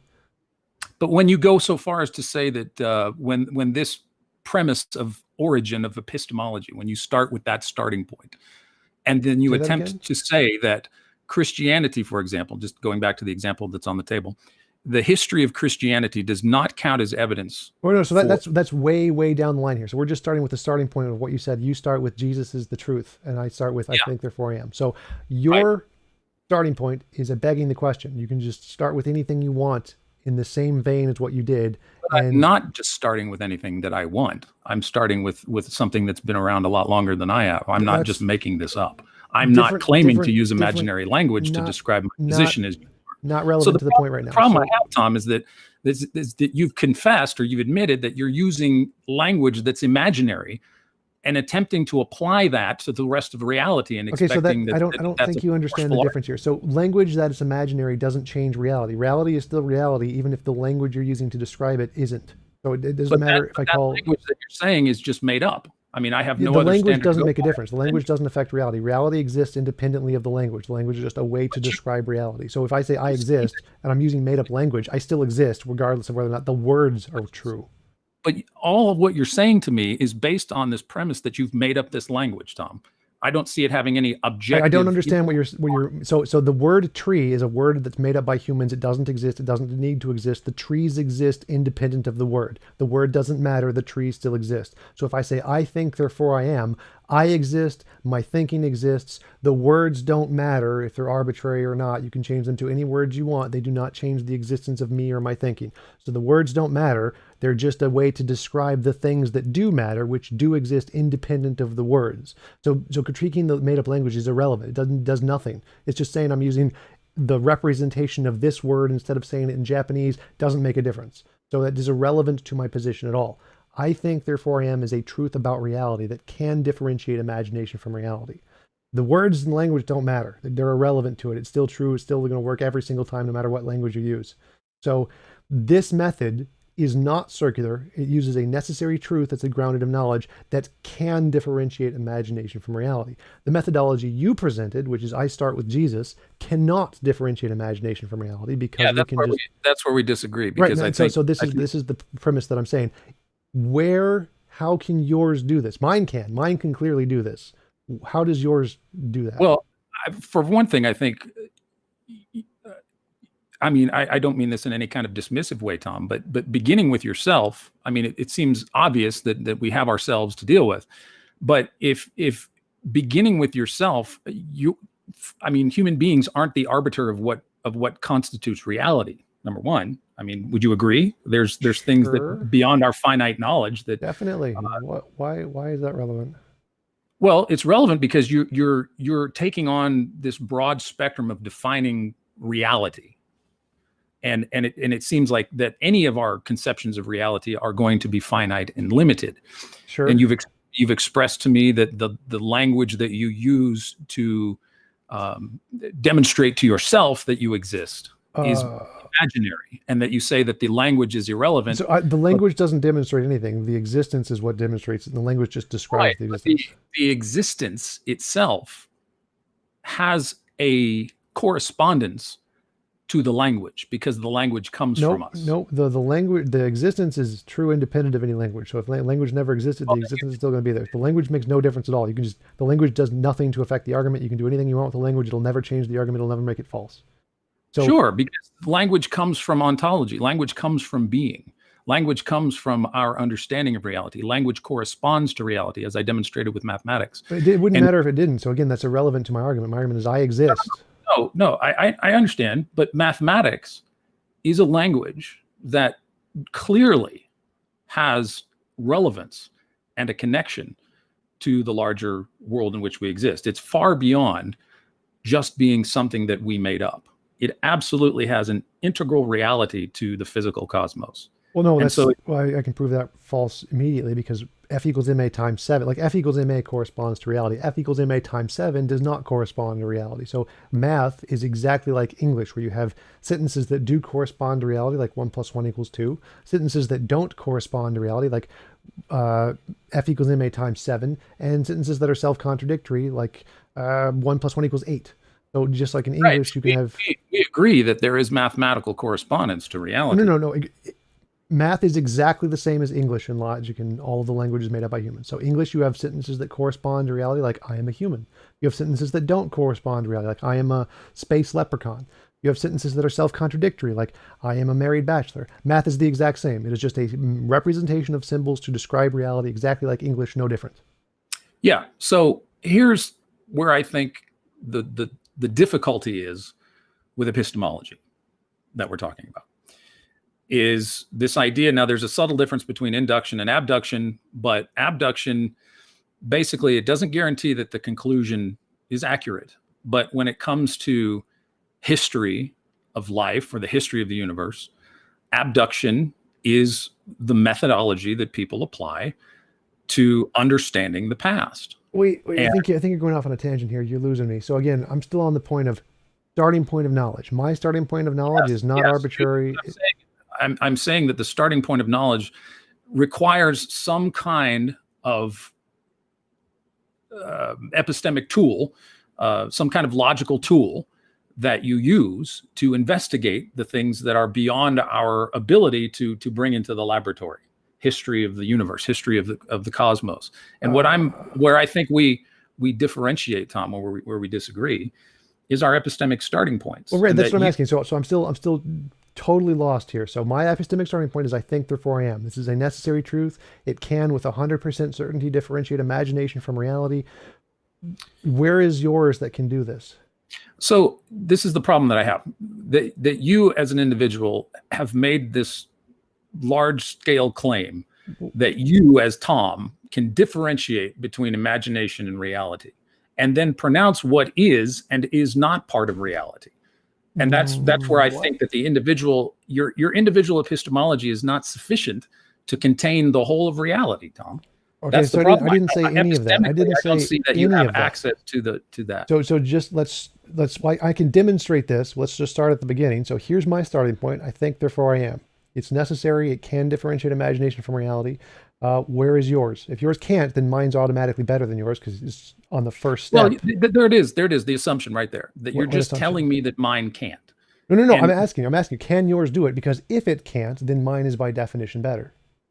Well, you are still making that determination. And from our conversations, I think you find my epistemology inadequate. Wait. No, this was something we agreed on. We agree there is a difference between imagination and reality. So we Right. agree that to have an effective epistemology, you need to be able to differentiate between the two. Mine Agreed. definitely can. Like, I can't think, therefore I am, and not am. Doesn't make sense. But how does yours accomplish the same thing? Because mine definitely can in this starting point case. Well, and that's where I think we differ. That I could say that I could differentiate, that my mind can determine what differentiates imagination from reality, and my standard is not finally myself, Tom. That's where we differ. That my standard Right. is not my own thinking about reality, but Right. someone who actually is the creator of reality, and that's where I think that we differ. Right. No. So I agree that's where we differ. And so I'm asking you, how does your methodology of starting with something outside of yourself differentiate imagination from reality? Mine definitely does. Mine, like, if you could give me an example of how mine could not do it, I'd be very impressed. But I'm saying your example of where I start with Jesus is the truth. Well, okay, I can just use the same method. The spaghetti monster is the truth. So I can clearly list an imaginary thing that can use the same method and be justified using your methodology. Therefore, your methodology cannot differentiate imagination from reality. But mine, you can't give an example because you can't give an example of a thing that thinks and doesn't exist. Well, I'm not denying your existence. What I'm saying is that you, by your own standards, Tom, you cannot justify your own existence to anyone else but yourself. That wasn't the premise of my argument, so I don't need to. But that's the problem with your epistemology. That's You've not a problem. limited yourself right off the bat. You can't say it's a problem if it's literally not one of the premises. Like, if you say argument one, premise two, premise three, well, there's a problem you didn't list in the argument. That's not in the argument. So you can't criticize something not in the argument. No, but the beginning starting point is very important for how you've arrived at the conclusions that you do. I think, therefore I am. So go ahead. That's the starting point. I think, therefore I am. Like, what? How does that relate to your objection there? It relates in the fact that you can't, with your own novel testable prediction concept, cannot demonstrate your own personal experiences or concepts of reality to anyone else but yourself. Why? I don't know why you keep saying that, because I never claimed Because to be able to. You're trying to apply your own idea of reality to mine. No. So again, we're not nearly that far down the argument hole yet. We're just at this one part. Here is the starting point for knowledge. I didn't say anything about novel testable predictions yet. Not a thing. All I've said is I think, therefore I am. I exist. That is a good starting point. I understand that. I understand. So now I'm looking for your starting point that is equivalent to that can do the same thing. Well, Jesus says in John 8:58, I am. And so he is the creator of the universe and knows more about reality than either of us do. Okay. So if we compare these two starting points, like my starting point is I think, therefore I am, and you can never give an example of someone thinking and not existing. That's not possible. But I can give an example of Harry Potter said in book 7 of J.K. Rowling's thing, I am the way. Like, well, clearly that method of some person said something doesn't differentiate imagination from reality. It can get you false positives. Mine can't, yours can, so that does not seem to work. I don't know how you think you're exempt from creating false positives or a psychology that gives you a sense that this feels good to you, and so therefore psychologically you've made this up for yourself. How can I think, therefore I am get a false positive? Well, in terms of your concept of reality, if you want to just I didn't say anything about reality. I said, how does I think, therefore I am? That is my full methodology. I think, therefore I am. How does that give a false positive? You can be self-deceived very simply.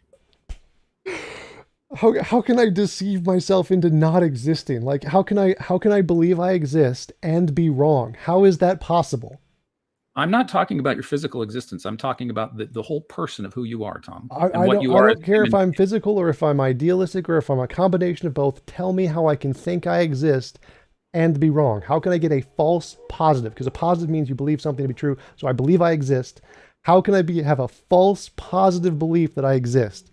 How is that possible? Let's go back to what we talked about last time. Sean Carroll affirming Everett's many worlds hypothesis. And consider that the mathematics tells him, and he affirms it, though he doesn't spend a whole lot of time with it, that if the universe, our universe, is just a quantum fluctuation of some kind, that the mathematics of quantum theory tell him, and told Everett back in the 50s, that there are a possible many worlds out there in which there are a multitude of Tom jumps. You've totally lost me. Okay, are you familiar with Everett's many worlds interpretation of quantum mechanics? Yes, but okay. So just using that example. What does the math yield? What is Sean Carroll affirming in Everett's quantum mechanic theory? The math in the many worlds hypothesis is that combining the vacuum energy in space and early universes Guth inflation, you get a combination of an infinitely expanding amount of universes that are all existing, and you get one of every possible variation. Right. But again, so in every one of those cases, every me in that case who believes I exist is going to be right every single time. That can't get a false positive. No, what you have are individuals who think they exist. And you're talking about ontology and existence. What does it mean to exist in multiple universes and multiple arenas? How do you actually know that you really finally exist? If they think how can they think they exist and not exist? Well, you could be a brain in a Boltzmann brain universe. If a Boltzmann brain is thinking, then the Boltzmann brain exists. Well, it could be thinking can be an illusion. It can be illusory. That's what Boltzmann did. That's what he thought. That your brain is projecting an illusion of existence, not actual existence. No, you can't project an illusion. How do you have if you have an illusion? To have an illusion, you have to exist to have the illusion. You can't have an illusion of existence and not exist and have the illusion of existence. So, well, how do you demonstrate that you exist? How do you do that? I think, in your worldview, how do you demonstrate that you exist to me, not just to yourself? But I don't need to. So my methodology, I think, therefore I am, cannot demonstrate a false positive, cannot result in a false positive. You're just telling me that you don't actually demonstrate that you actually exist in a physical sense. I'm not trying to. I don't need to. So that's not the point. The point here is, can the methodology create a false positive? Yes or no? If it can create a false positive, then it cannot differentiate imagination from reality. If it's logically impossible for it to create a false positive, then it can. So that's the question. I still think that you cannot finally demonstrate that you really exist as you think you do. I didn't say I think I existed in any kind of way. I just said I exist. I don't care in what way I exist. I could be a brain in a vat. I still exist. I could be in the Matrix. I still exist. I could be exactly my point. Well, none of that was in a part of my point. So again, my point is I exist. That's the conclusion. I don't care how I exist. That's not a part of the argument. Nowhere in my argument does I say I exist as a physical being or I exist not in the Matrix. I don't care about any of that. That's not a part of my method. My method is simply I think, therefore I am. So how can just that with nothing else, no other premises, no other conclusions, no other assumptions or presumptions about reality, just I think, therefore I am, full stop. How can that one sentence get a false positive? Because you're the only person that actually can confirm that. How can that get a false positive? Whether or not the number of people who confirm it doesn't make a difference. According to your standards, Tom, that's a non-falsifiable position to hold. I never said anything about falsifiability. I never said anything about testability. I said, how can that get a false positive? Predictions about your existence. I never said anything about novel testable predictions here. I said, how could that get a false positive? Yeah, I mean, that's your concept. No. Again, so I'm starting at the beginning here. The beginning of the absolute. That novel testable predictions are what you require that for something to count as evidence. No. That's later. That's much later. That's much later. If you're going to full stop on your I think, therefore I am, then what you need to do to be consistent in your logic about your own existence is provide novel testable. Right. So I've already explained to you that is false. I do not need that.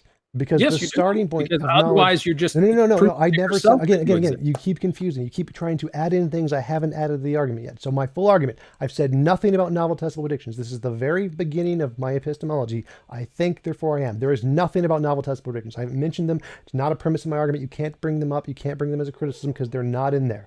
The full beginning point of my argument is I think, therefore I am. How can that method get a false positive?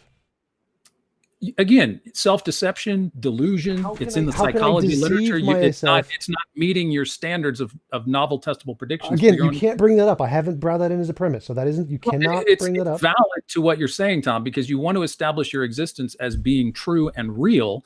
But I'm saying by your own standards, you can't do that. That's not a standard. I haven't brought that up as a standard yet. Well, that's how you began it. You talk about what counts as evidence. Okay. And I'm saying, well, your existence, if you want it to count for evidence, you will have to apply novel testable predictions to your "I think, therefore I am." No, again, so I haven't brought up novel testable predictions. I has not said it yet. So this is, again, we're starting from scratch here. I've said nothing. This is the first premise of the argument. I think, therefore I am. Novel testable predictions, none of those words are in there, so you can't bring them up as a criticism. How can this method get a false positive? Just I think, therefore I am. There are no testable predictions here. It's just I think, therefore I am. So you can't bring up novel testable predictions. It's bordering on solipsism, Tom. Yeah, it is solipsism, but that's the starting point. So how can that be wrong? So that's the point right there. That solipsism is absolutely, it's incoherent. No, it's not. It's epistemic solipsism. I mean, that's the starting point of knowledge. So it has nothing to do. It doesn't say there is or isn't other things in the universe. It just says here's the first thing we can know. This is the ground of knowledge. It can't produce a false positive. It can differentiate imagination from reality as a starting point. Your worldview can't. Mine is better than your worldview. So far. When all of you say is that I think, therefore I am, full stop, and then tell me that my worldview. No. I'm not telling you that. So again, this is the beginning of my argument. This is just the first premise of my entire epistemology, which is a big, long 500-page book. This is the starting point. So my starting point is I think, therefore I am. This is a necessary truth. It can differentiate imagination from reality. It doesn't get it wrong. How can yours? Can your worldview do this? Because mine can. Well, you're saying I can't be wrong. I mean, how is that? That's completely internal and subjective to yourself. I can't be wrong, and you can't you don't have a novel testable prediction to show that you can't bring up novel testable predictions because that's not a premise. So again, just prohibiting you're prohibiting your own standards from being used on your own epistemology. No. So again, this is the beginning of my epistemology. The first part which requires novel testable predictions in order to be evidence for something. Wrong. The novel testable predictions comes much later in the argument as a conclusion based on lots of... Use it on premises. Yourself. Use novel testable predictions on your own example. Because that doesn't come until later. The starting point is I think, therefore I am. The starting point is not novel testable predictions. I don't just pick novel testable predictions and say I'm going to start with this. That is not a presupposition. It is not an assumption. That means there's lots of other stuff behind it that justifies that conclusion. Like I said, there are no presuppositions in my argument. So I don't just start with pick a random premise like novel testable predictions. That doesn't work. I agree that would be dumb if I just picked novel testable predictions. You're just nothing. Picking yourself, and you think that your existence is justifying your own standards about what counts as evidence for other things. I'm picking myself because I exist. It is literally not something I get a choice in. Well, what if I said I pick myself, I exist, therefore everything that I say can't possibly be wrong either? Well, that wouldn't work, but that would work as a starting point that you exist. That's not a non-arbitrary starting point. Then you'd have to use that and get more premises to lead up to the things you're saying. That would be fine. That's perfectly reasonable. But you can't just say, I think, therefore I am, therefore everything I'm saying is true, which is not what I'm saying at all. I never said that. I said, here, I think, therefore I am is a good starting point for knowledge, which is non-arbitrary. It doesn't result from false positives. It is true. It will always get the correct answer.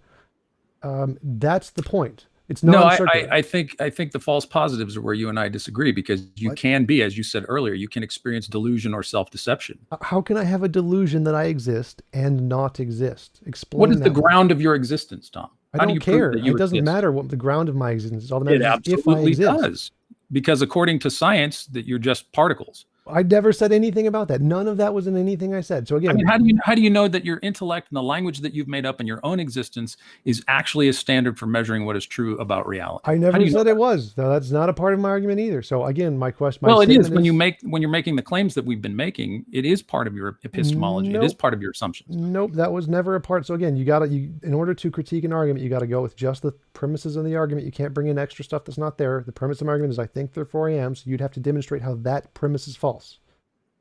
Well, you can't demonstrate that it's true. So you have to accept it. What I said several minutes ago, you have to accept a premise that you can't finally test about. So if you're arguing that I'm wrong, that I'm not experiencing my own existence right here, you're a crazy person. So that you cannot. I'm not saying you're wrong. I'm saying by your own standards, you cannot justify your existence. By your own standards for evidence. I think, therefore I am. If that statement is true, I've justified my own existence. Well, again, that's to yourself. But I never said I could. Again, so why do you keep saying that? That doesn't help your argument at all. So it doesn't matter. I think the source of your origin of your epistemology is important for everything else that you say in the discussion. I believe that. The source is the fact that I exist. So how I exist doesn't matter to my argument. I don't care if I'm a matter. Sure I it don't care does, if because how you exist, where you came from, your origins, doesn't how make you any understand difference. language, how you Makes no understand difference. mathematics, how you Makes no understand difference. reality, if it's created or uncreated. Makes no difference. All of that points back to the foundational idea of who you are and what you think, or who you Makes think no you difference. are, Like and how you all think of you that, exist. like none of that can change the statement I said. I think, therefore I am. None of it can make it true. None of it can make it false. It's always going to be the same. It's ontology independent. Doesn't matter what you put in for the ontology, whether we're created by God, whether we're created by matter. It's always going to get the same result. I think, therefore I am is still going to be true. That's why it's a good starting point, because none of that stuff you listed matters. Well, that's where we differentiate. It does Okay, matter. so I think it does. That's what and I'm we're not asking. going to solve it. I mean, No. You keep saying that. You keep saying that, but you've demonstrated nothing. Like, demonstrate to me how changing any of those variables you listed can make I think, therefore I am false. How can I think I exist and not exist? Because how do you define who you are? I don't need to define who I am. I'm just defining I exist, not who I am. But your existence is predicated upon it's a circular, internal, subjective idea of your existence. No, it's literally a direct experience. The thinking is the experience. There's no, I don't care if I'm physical. You can't prove that to anybody else but yourself. Again, doesn't make a difference. None of that. I don't know why you keep saying that. That doesn't help your argument. I think it does. I don't think we're going to solve it here, but so we could go on. How does that make a difference? Like, how does change? You can change who I am, however you want. Go for it. Feel free. Knock yourself out. I'm still going to be right every time I say I think, therefore I am. Well, your I'm going to be right is a subjective internal conclusion that you've reached for yourself that you cannot, by your own standards, demonstrate to be true. Okay, if you're right about that, then demonstrate that changing that in any way can make my statement false. Change something about anything about how I exist to make my statement false. Well, it's not that I'm trying to say that it's false. I'm saying that your statement is internally consistent to yourself, but it doesn't demonstrate that you actually exist. Okay, so take whatever you said, whatever you want, whatever premises, whatever objectification you want, and make my statement false. Because if you can't, then I'm right, and I'm not. My objective is not to make your statement false. Well, that's what I'm claiming. I'm claiming you can't. It doesn't matter what you do. You can never make my statement false, because my statement is a necessary truth. That makes it a good starting point. Yeah. So your starting point is determining that my starting point is not allowable. No, my starting point didn't say anything about that. My starting point said, here is a good starting point. Yeah, you said I can't use Jesus as a starting point. No, I didn't say that at all. I said, here's my starting point. I think, therefore I am. Now you demonstrate your starting point that can do the same thing, that has the same. And my starting point was, Jesus says he's the I am and the creator. And that's where I begin. Yes, I don't begin with myself. That's perfect. I am contingent upon. Perfect. So now we have your starting point is Jesus. My starting point is I think, therefore I am. Now I'm going to take your worldview and demonstrate it's false by using the same method to show a false conclusion, show a false positive. Let me pause there. And here's the problem that I think we're having, that I think is a problematic for your worldview. You would have to be an omniscient being to know that an omniscient being does not exist. I never said it didn't exist, so that wasn't a part of my argument. Well, my argument to say that there's no evidence, to say that Jesus isn't God, to say that I never said any of that. Never said any of that. So my argument is, here's your method. Your method is, I start with Jesus. Jesus is the truth.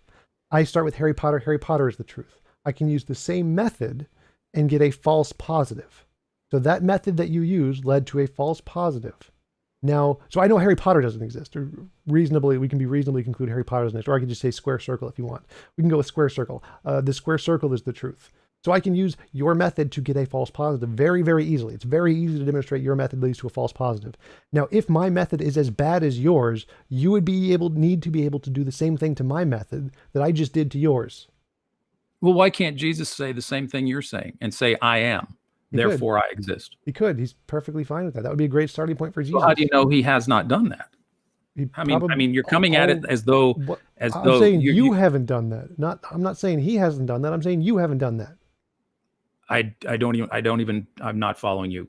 So what do you mean I haven't done that? My starting point is I think, therefore I am.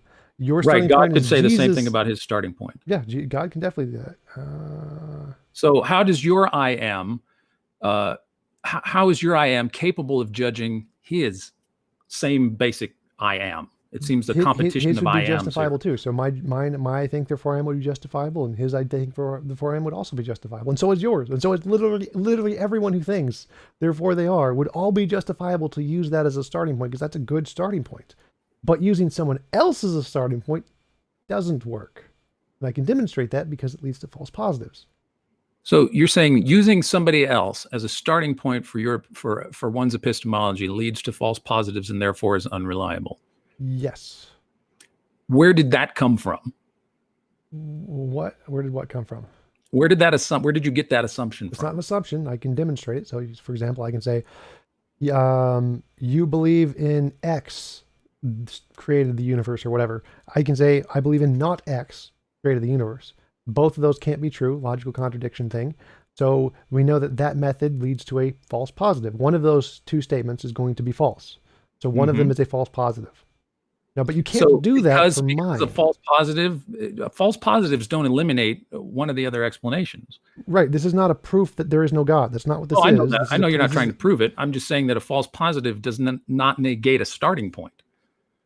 Yes, it does. If your starting point can't differentiate between which one is the false positive and which one is not the false positive. Back to this idea of people being self-deceived and experiencing hallucinations and being deluded.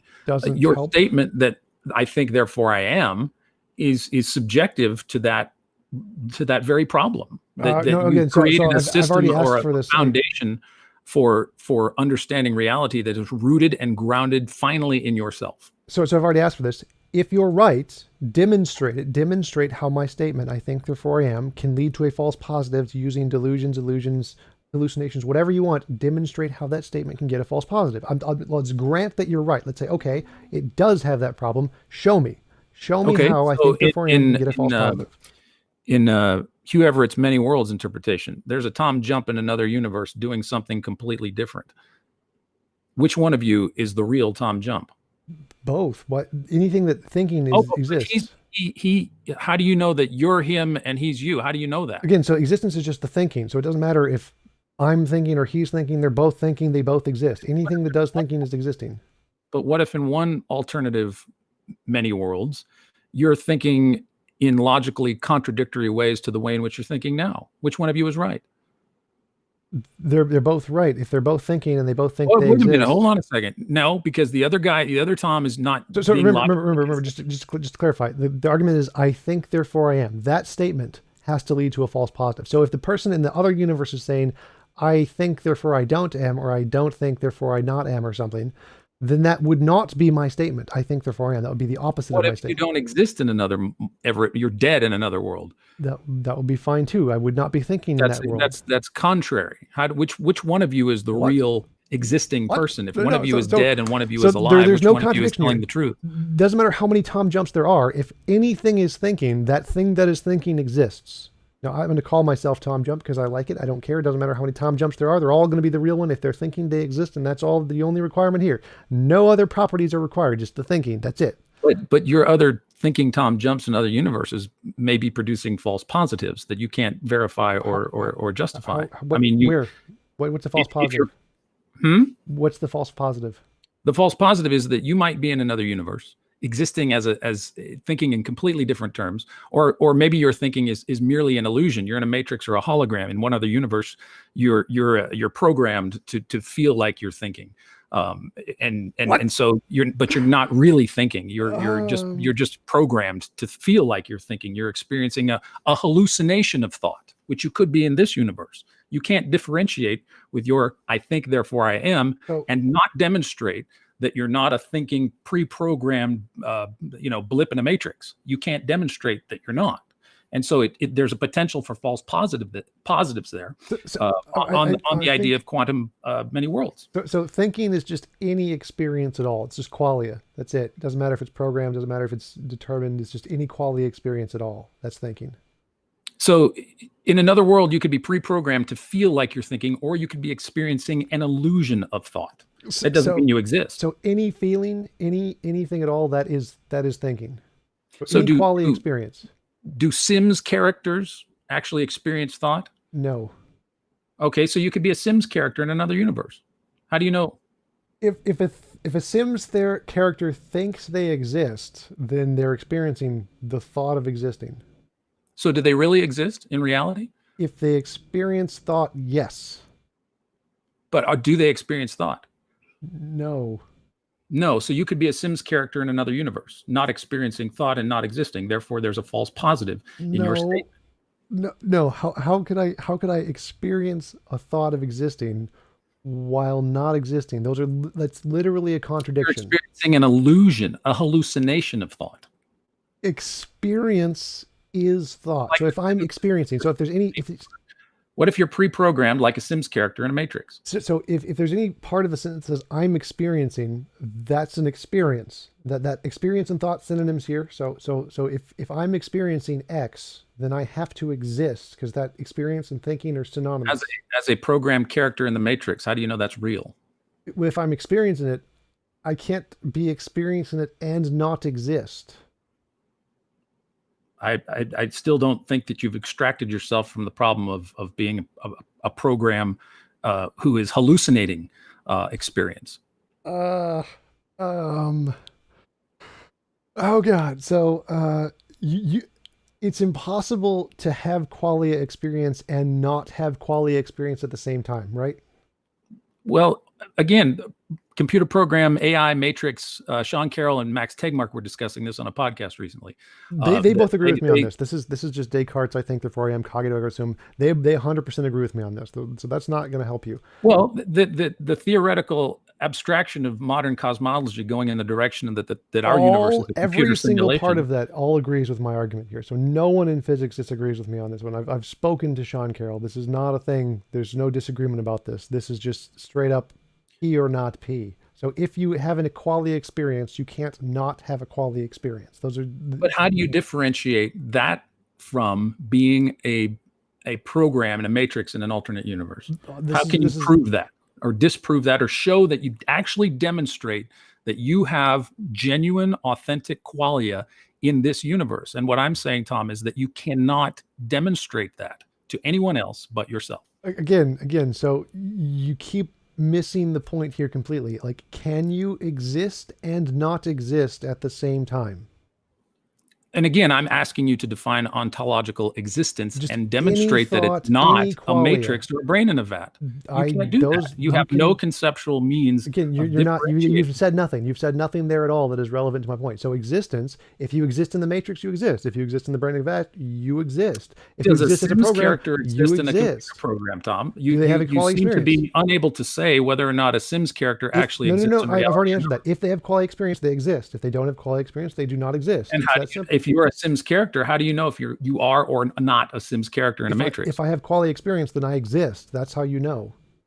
But it's a simulation or a hallucination of existence, not actual. If it's a simulation of me existing, then I exist. So if I exist and have a simulation, I exist. That's the point. So anything, if it's a hallucination, if I'm experiencing a hallucination, I have to exist to experience the hallucination.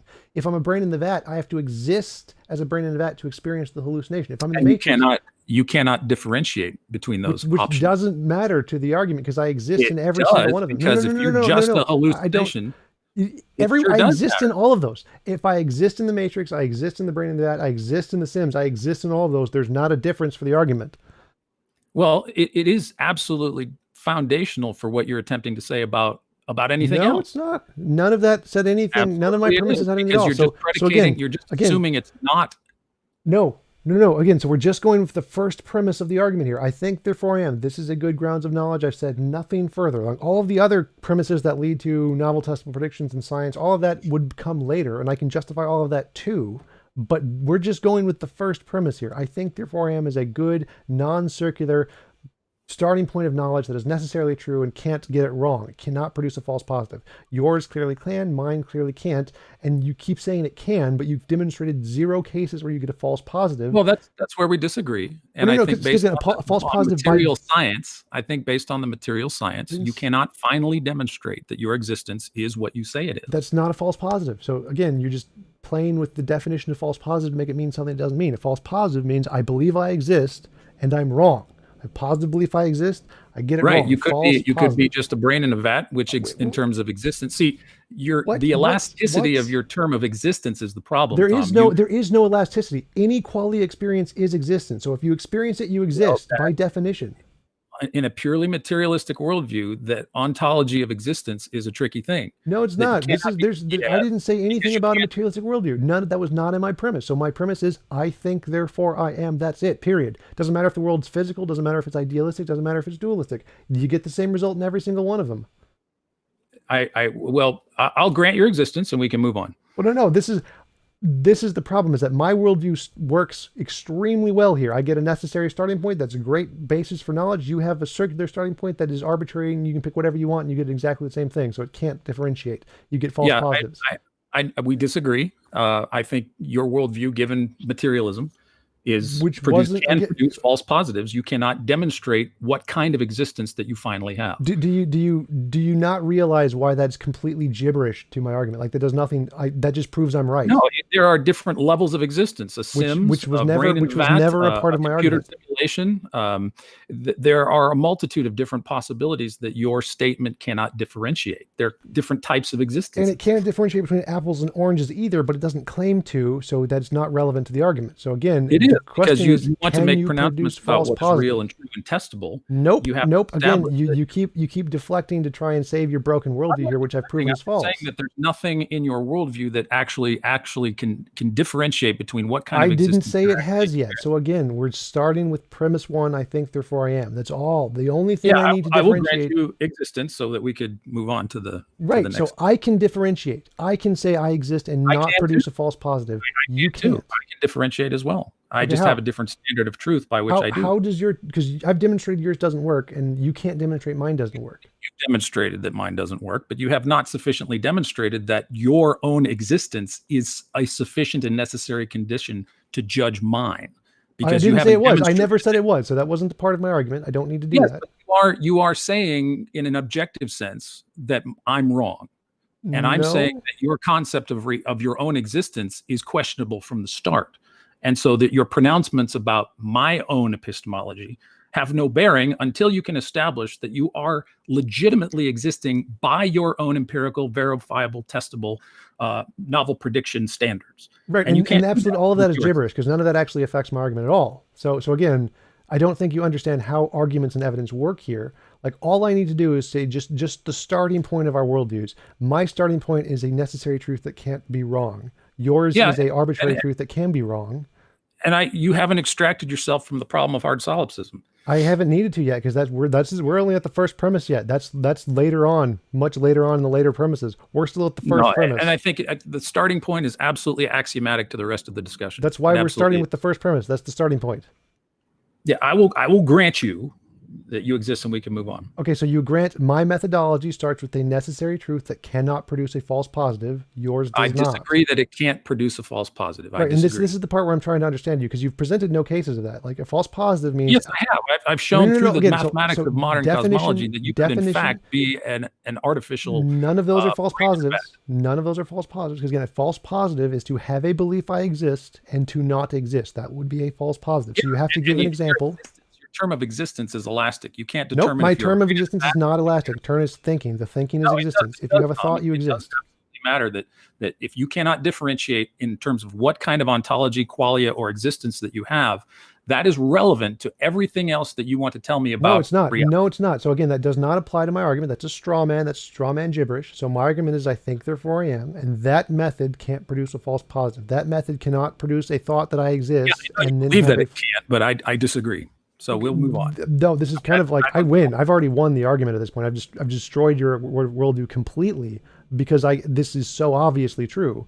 The problem here is that if my method of starting cannot produce a false positive, it cannot produce a thought that I exist while not existing, then it is a good necessary starting point, and it's better than yours because your term of existence is too elastic. I've already disproved that. Novel testable predictions that it's accurate. Again, you keep jumping to like premise number 47, which is not anything I've brought up yet. So my premise your own logic, you won't apply your own epistemic logic to your own existence. I'm doing that right now. So again, since as I admitted, testable predictions about your own existence. As I said earlier, novel testable predictions is not a presupposition. It's not an assumption, which means it's based on other things. There are things things before it. So you don't apply novel testable predictions to the things before it, because then it would be a presupposition.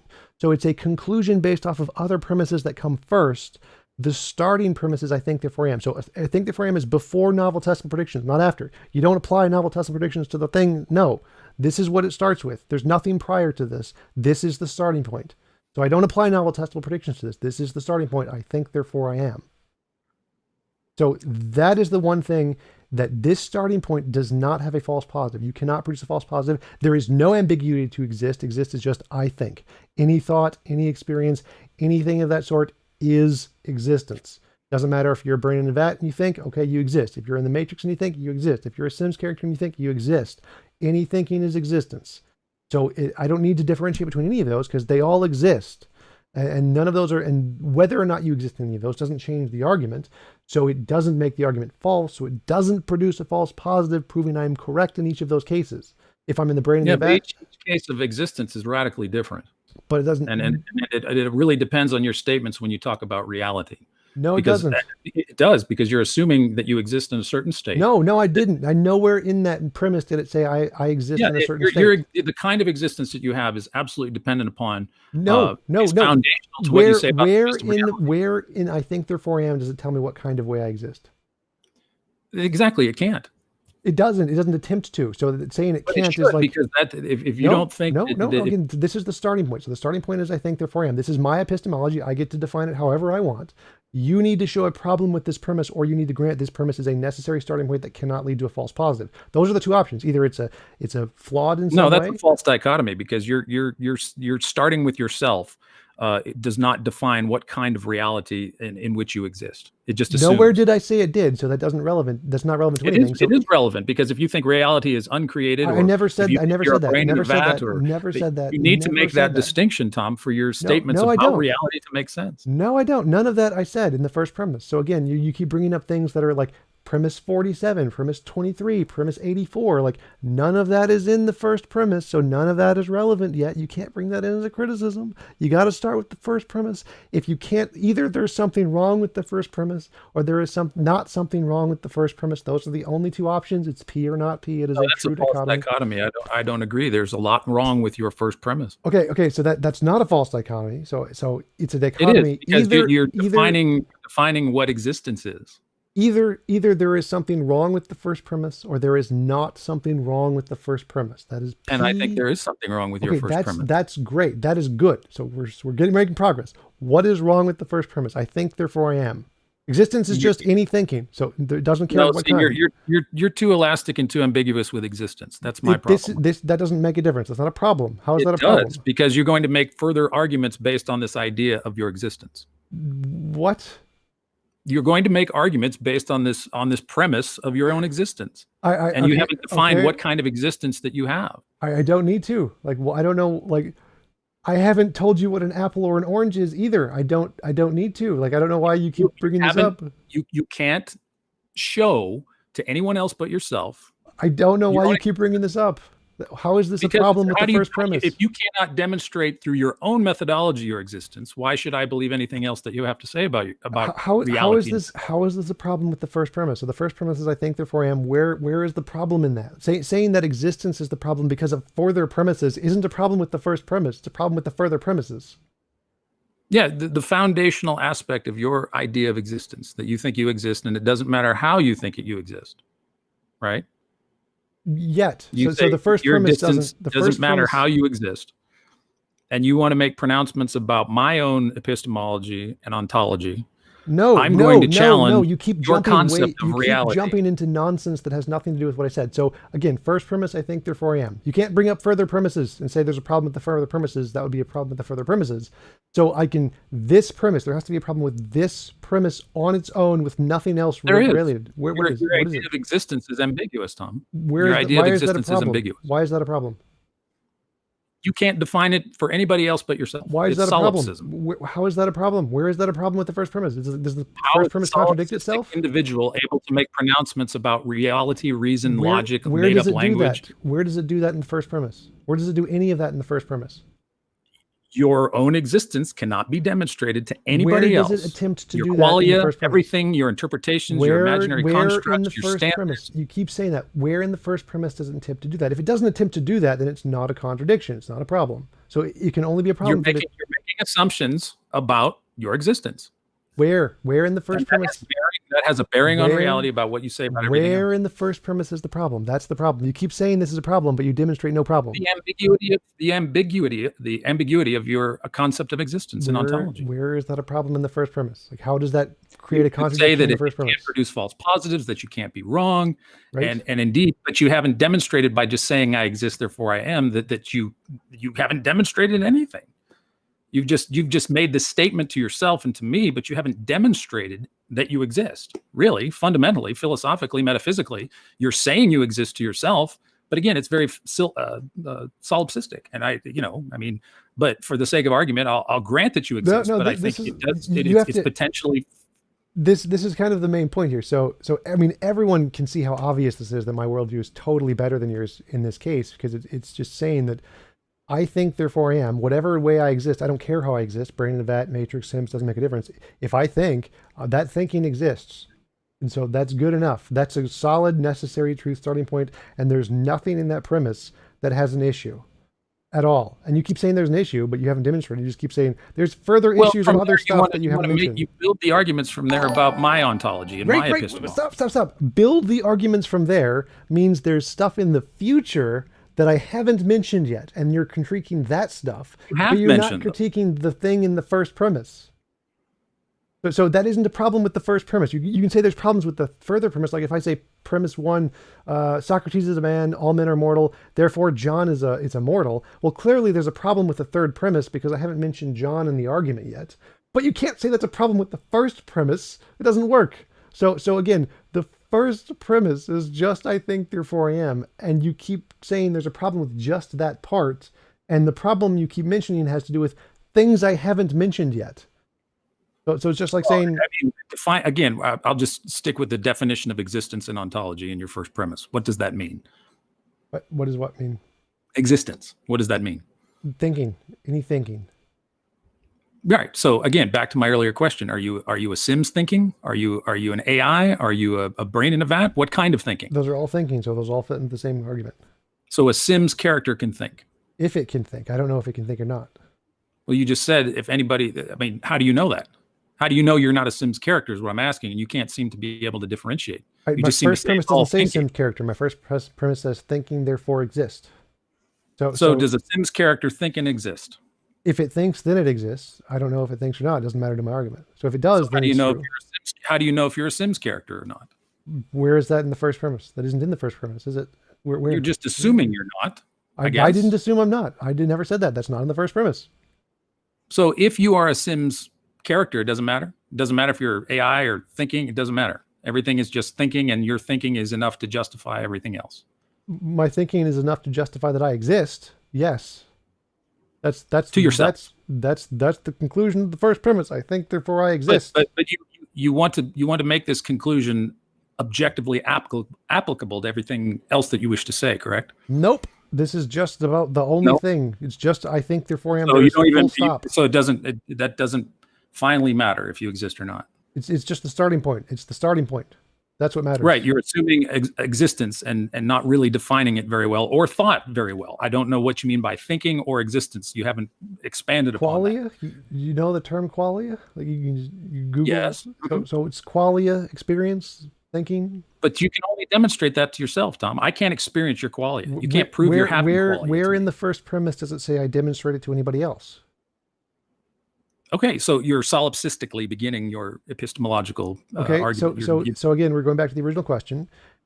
Here's the first premise. Either there is a problem with the first premise or there is no problem with the first premise, and it is a good necessary grounding. So those are the two options. Either it has a problem or it has no problem. So yeah, it has a problem. It has definitional problems with thinking and ontology. Where does it say anything about that ontology anywhere in it about what? Well, again, clearly, if you don't know what thinking is, or the definition is ambiguous, or you don't know what existence is, or that definition is ambiguous, given the many worlds and other possible interpretations of reality and existence. The ambiguity in your statement, Tom, does not give me confidence that you've demonstrated your existence. And that's fine. We can move on. I will grant you your existence in my own world.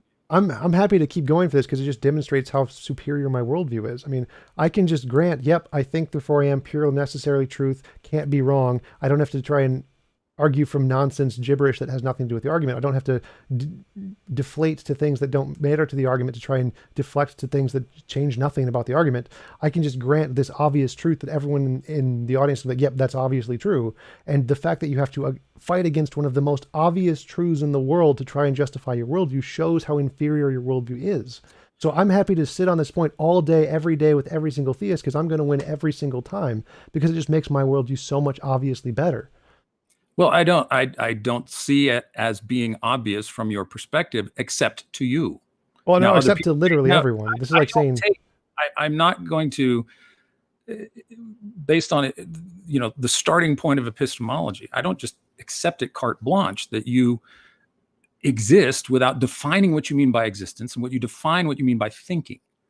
Right, and that's, and you can say that. Say here, I think and I exist, and I understand that, and I do accept that. But grounding that, Tom, is what you haven't done. I don't need to, because none of that was in the first premise. By your own standards, and then when I ask you by your own standards to justify that, you don't. You say you don't have to, and so that's where my right, because that's difficult. You're asking for something I haven't tried to do. Like, so here's the starting point. Well, it doesn't do this other thing. Well, I don't need to do it the other thing. Like, you keep asking for something additional. 1 second, I gotta. Yeah, you make exceptions for your own epistemology and your standards. Nope, I said I'm going to do exactly what I did, and I did it. That's the requirement. Asking me to do more stuff isn't relevant. I started with Jesus in the same way. Nope, I proved that false. But I got to be back. I'll be back in 1 minute. Okay, all right.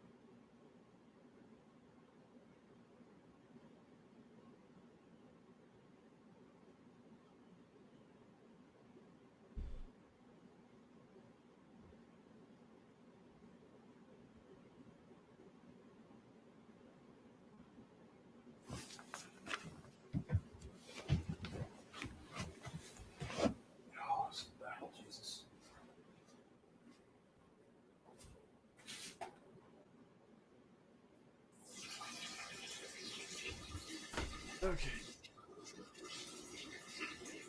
All right, I'm back.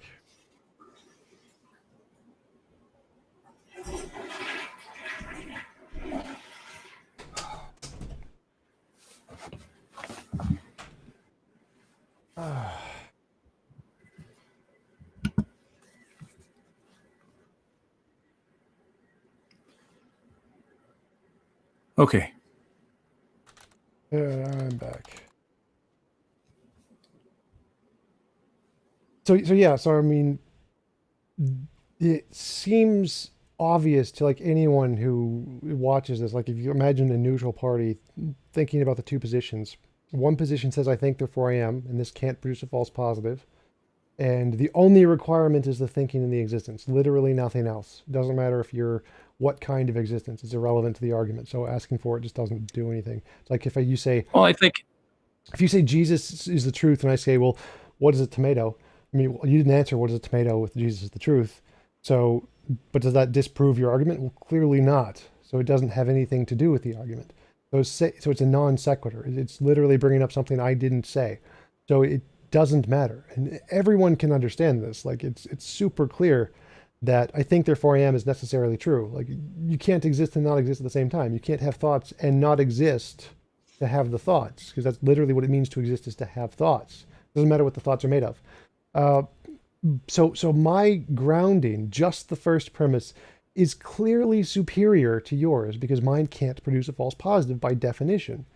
But yours clearly can, because I can just use the same method to produce Harry Potter says he's the truth or whatever, or Circle says he's the truth or whatever. And so it's hard for me to understand why you don't see this as so clearly obvious when it's literally designed to be the most obvious thing in the world. It's hard for me to understand why you don't get this. There's a lot of difficulty that has arisen from Cartesian epistemology. Not in the first premise, there hasn't. So the first premise isn't where the problems are. Well, again, I think what we're talking about is a very difficult subject. Epistemology is a very difficult subject. I'm not saying that I'm an expert in this part. Like this part is universal agreement. My objection, Tom, my difficulty with your starting point is simply the definitions of existence and of thinking, and that's where I think we differ. I'm not trying to make you look bad. I'm not saying you're dumb, and I'm not saying wait, hold on. And I'm not saying you don't exist. That's not what I'm arguing. I'm not arguing that you don't exist. I'm saying that our understanding of ourselves is a complex and difficult process that is not entirely obvious when you really think about it. So there is no. So let me finish, and then I'll let you go. And I think that I'm not trying to be difficult or dense or anything. I'm just saying that my own limited finite knowledge and experience and qualia and everything that I've experienced in reality differs from yours, of course. But that when we get down to the brass tacks of ontology and knowledge and epistemology, it is a very difficult subject. It always has been for me. And as a Christian, I find that my bedrock is not finally myself, but I am a contingent being whose existence is dependent upon Jesus. So I don't want to, I want to, offer an olive branch and say, look, I'm not trying to make you look dumb. I'm not trying to play gotcha. That's just my objection, is this idea of what constitutes ontology, existence, and thought. And that's where we disagree. And I'm not trying to make you look bad. I understand what seems to be patently obvious when you say, I think, therefore I am. I understand, experientially what thought and existence is. But hard empirical philosophical discussions about how we think and what we know are very difficult. And so I just want to say, out of respect, just to interrupt, there's no controversy in anything I just said. Everyone, 100% of every philosopher and every scientist agrees with everything I just said. Like literally, pretty much every human who isn't a flat earther agrees with what I just said. Most flat earthers agree with what I just said. Like there is universal agreement in academia about what I just said. There is no issue with it at all. So this is the hard part. Is like I use this specifically because there is universal agreement on this. As the starting point. Like there is not an issue. The things you brought up are not an issue at all with anything I said. Yeah, I mean, if you look into it, I mean, the research on existence, epistemology, ontology, it's not cut and dry. I mean, especially if one is not, a theist. I mean, even if you are a theist, the philosophical theology and the philosophy of existence and ontology are very difficult things. Yes, I mean, they are. They're really difficult at some level, and at some level, they're inherently obvious. So I talk with professionals. I talk with the experts in these fields regularly. None of them at all will ever say what I've just said is an issue. None of them. Like this is not an issue. There are lots of issues with epistemology. There's lots of issues with ontology. They're very complicated fields. What I have said, there is none of them in that. Not a single issue is in that problem. It is the flawless starting point for knowledge. Granted in all philosophy, cogito ergo sum, there is not an issue there. Well, there's a lot of objection to that as a beginning point for ontology and epistemology. Just read the literature. I have read the literature multiple times. I've talked to the if philosophers. somebody in the comments wants to Google, No, I have read the Cartesian. literature. I've literally invited the experts in the field on to talk about this. There isn't an issue with that I've seen some of your discussions with some Christian philosophers on this, and it seems like you guys do get stuck on this particular issue of philosophical assumptions about ontology. No, none of them have anything to do with I think therefore I am. There is not an issue there at all. Ontology doesn't even come into it at that point. There is no issue. No, sure it does. No, I think therefore your very doesn't. being. No, Okay, like whether I'm made of material or idealism or dualism, that ontology, what is the fundamental nature of reality, that ontology does not come into the question. It is not a part of the premise. Sure, it came out of your being. I mean, No. you're using your being to tell your being that you exist. No. So again, what this constitutes the fundamental ontology of reality, materialism, dualism, idealism, is not in the first premise. It doesn't matter. It is ontology invariant. Now, I exist. Obviously, my existence is a part of ontology, but the fundamental part of reality that you keep asking for isn't at all. It doesn't make a difference. It makes no difference because it's always going to be true regardless of which ontology. So every philosopher agrees with this. This is not an issue. There is no problems here. There is no philosophical issue with anything I just said. It's simply P or not P, law of non-contradiction. Everyone agrees with this. This is the most obvious thing in philosophy, as agreed upon by everyone in philosophy. No, I don't think your definitions of existence or thinking are that easy. I mean, on the one hand, again, they are. It seems intuitively, simplistically self-evident. On the other hand, there's a large body of philosophy about what it means to exist. So the definitions don't matter. It's an experience. I'm experiencing existing. Yeah, that that's is where we the disagree. thing. I think the definitions do matter because you can't prove that you're experiencing what you say you're experiencing. You don't need to prove anything. There's no asking for proof in the first premise, so you can't bring that up. That doesn't matter. It's like apples and oranges. I don't care about apples and oranges. It's not in the first premise. The definition of existing is just the experience of the existing. There is no definition. It is an experience. The definition is just a way to describe that. It's not at all. The definition, the words I use to describe that experience make no difference. It's not going to change the experience. Oh, so the language does not have any conceptual reality to what your experiences are. Right. The language cannot stop me from experiencing. That's where you've lost. That's where there's a disconnect, I think. Okay, so how can the language? Your language is a very much an integral part of your existence, and you're just saying that you're making up this language to describe that you exist. Yes. So tell me how my language can start or stop me from existing. You're defining your existence by language that you yourself have created. No, the language doesn't do anything. The language, I have an experience of existing and I just describe it with language. The language is again irrelevant. Does nothing. But see, that's where there's an intimate connection between your language. I keep asking, you keep saying that. You need to demonstrate how so. How can the language make my existence not existing? Well, I think we've given several examples in the past about the theoretical cosmologies where there's many. None of those examples in any way make me not exist. Well, it calls into question what existence means. Doesn't in any way call into question what existence means, because existence is just the qualia. Have you read Max Tegmark's Mathematical Universe? Nope. None of those in any way change my definition of existence. In the opening of the book, he in one chapter he describes himself an experience he's had on a bicycle, almost getting killed versus not getting killed. None of those in any way change my experience of existing. It does. They could all be true. They could all be false. Does not in any way change my existence. No, that's where it's contrary. You can't say they could all be true. They could all be false. That's see, now that's where the definition of existence is very important. You can't say, well, they might all be true or they might all be false, and then tell me that you can't have a false positive about it. No. Their truth or falsity does not make the statement true or false. So the statement, I think therefore I am, is going to be true regardless whether any of those theories are true or false. Those don't make a difference. Just unpack the word existence. What's that mean to you? Qualia. What is qualia? Qualia. Period. To you.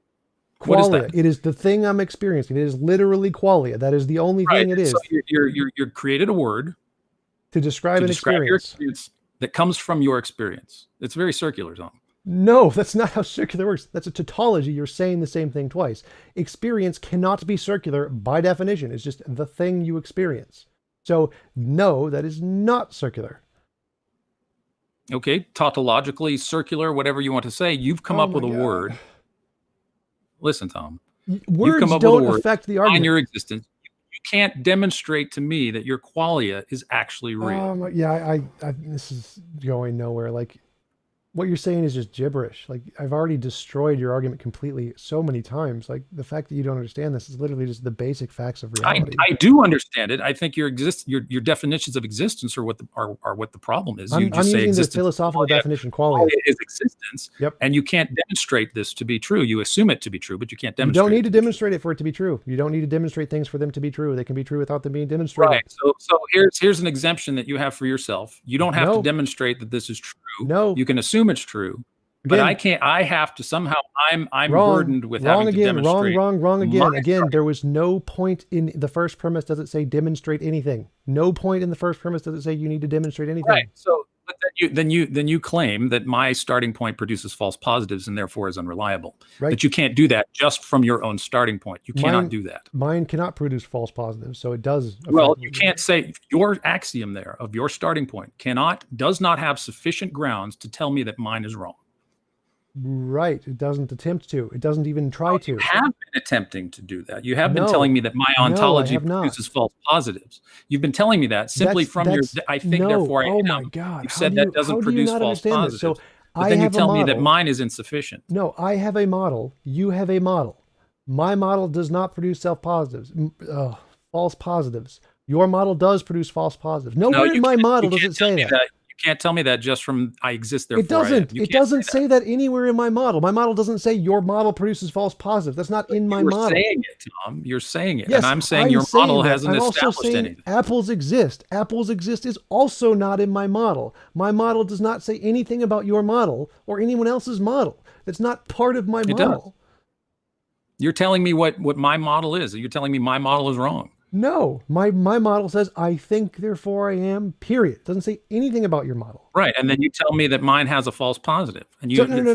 So then we compare the two models. We say, here's my model, here's your model, and then we compare properties to them. None of that is actually in my model. There's not like, in my model requires all of this different stuff in there. Like, no, that's not how models work.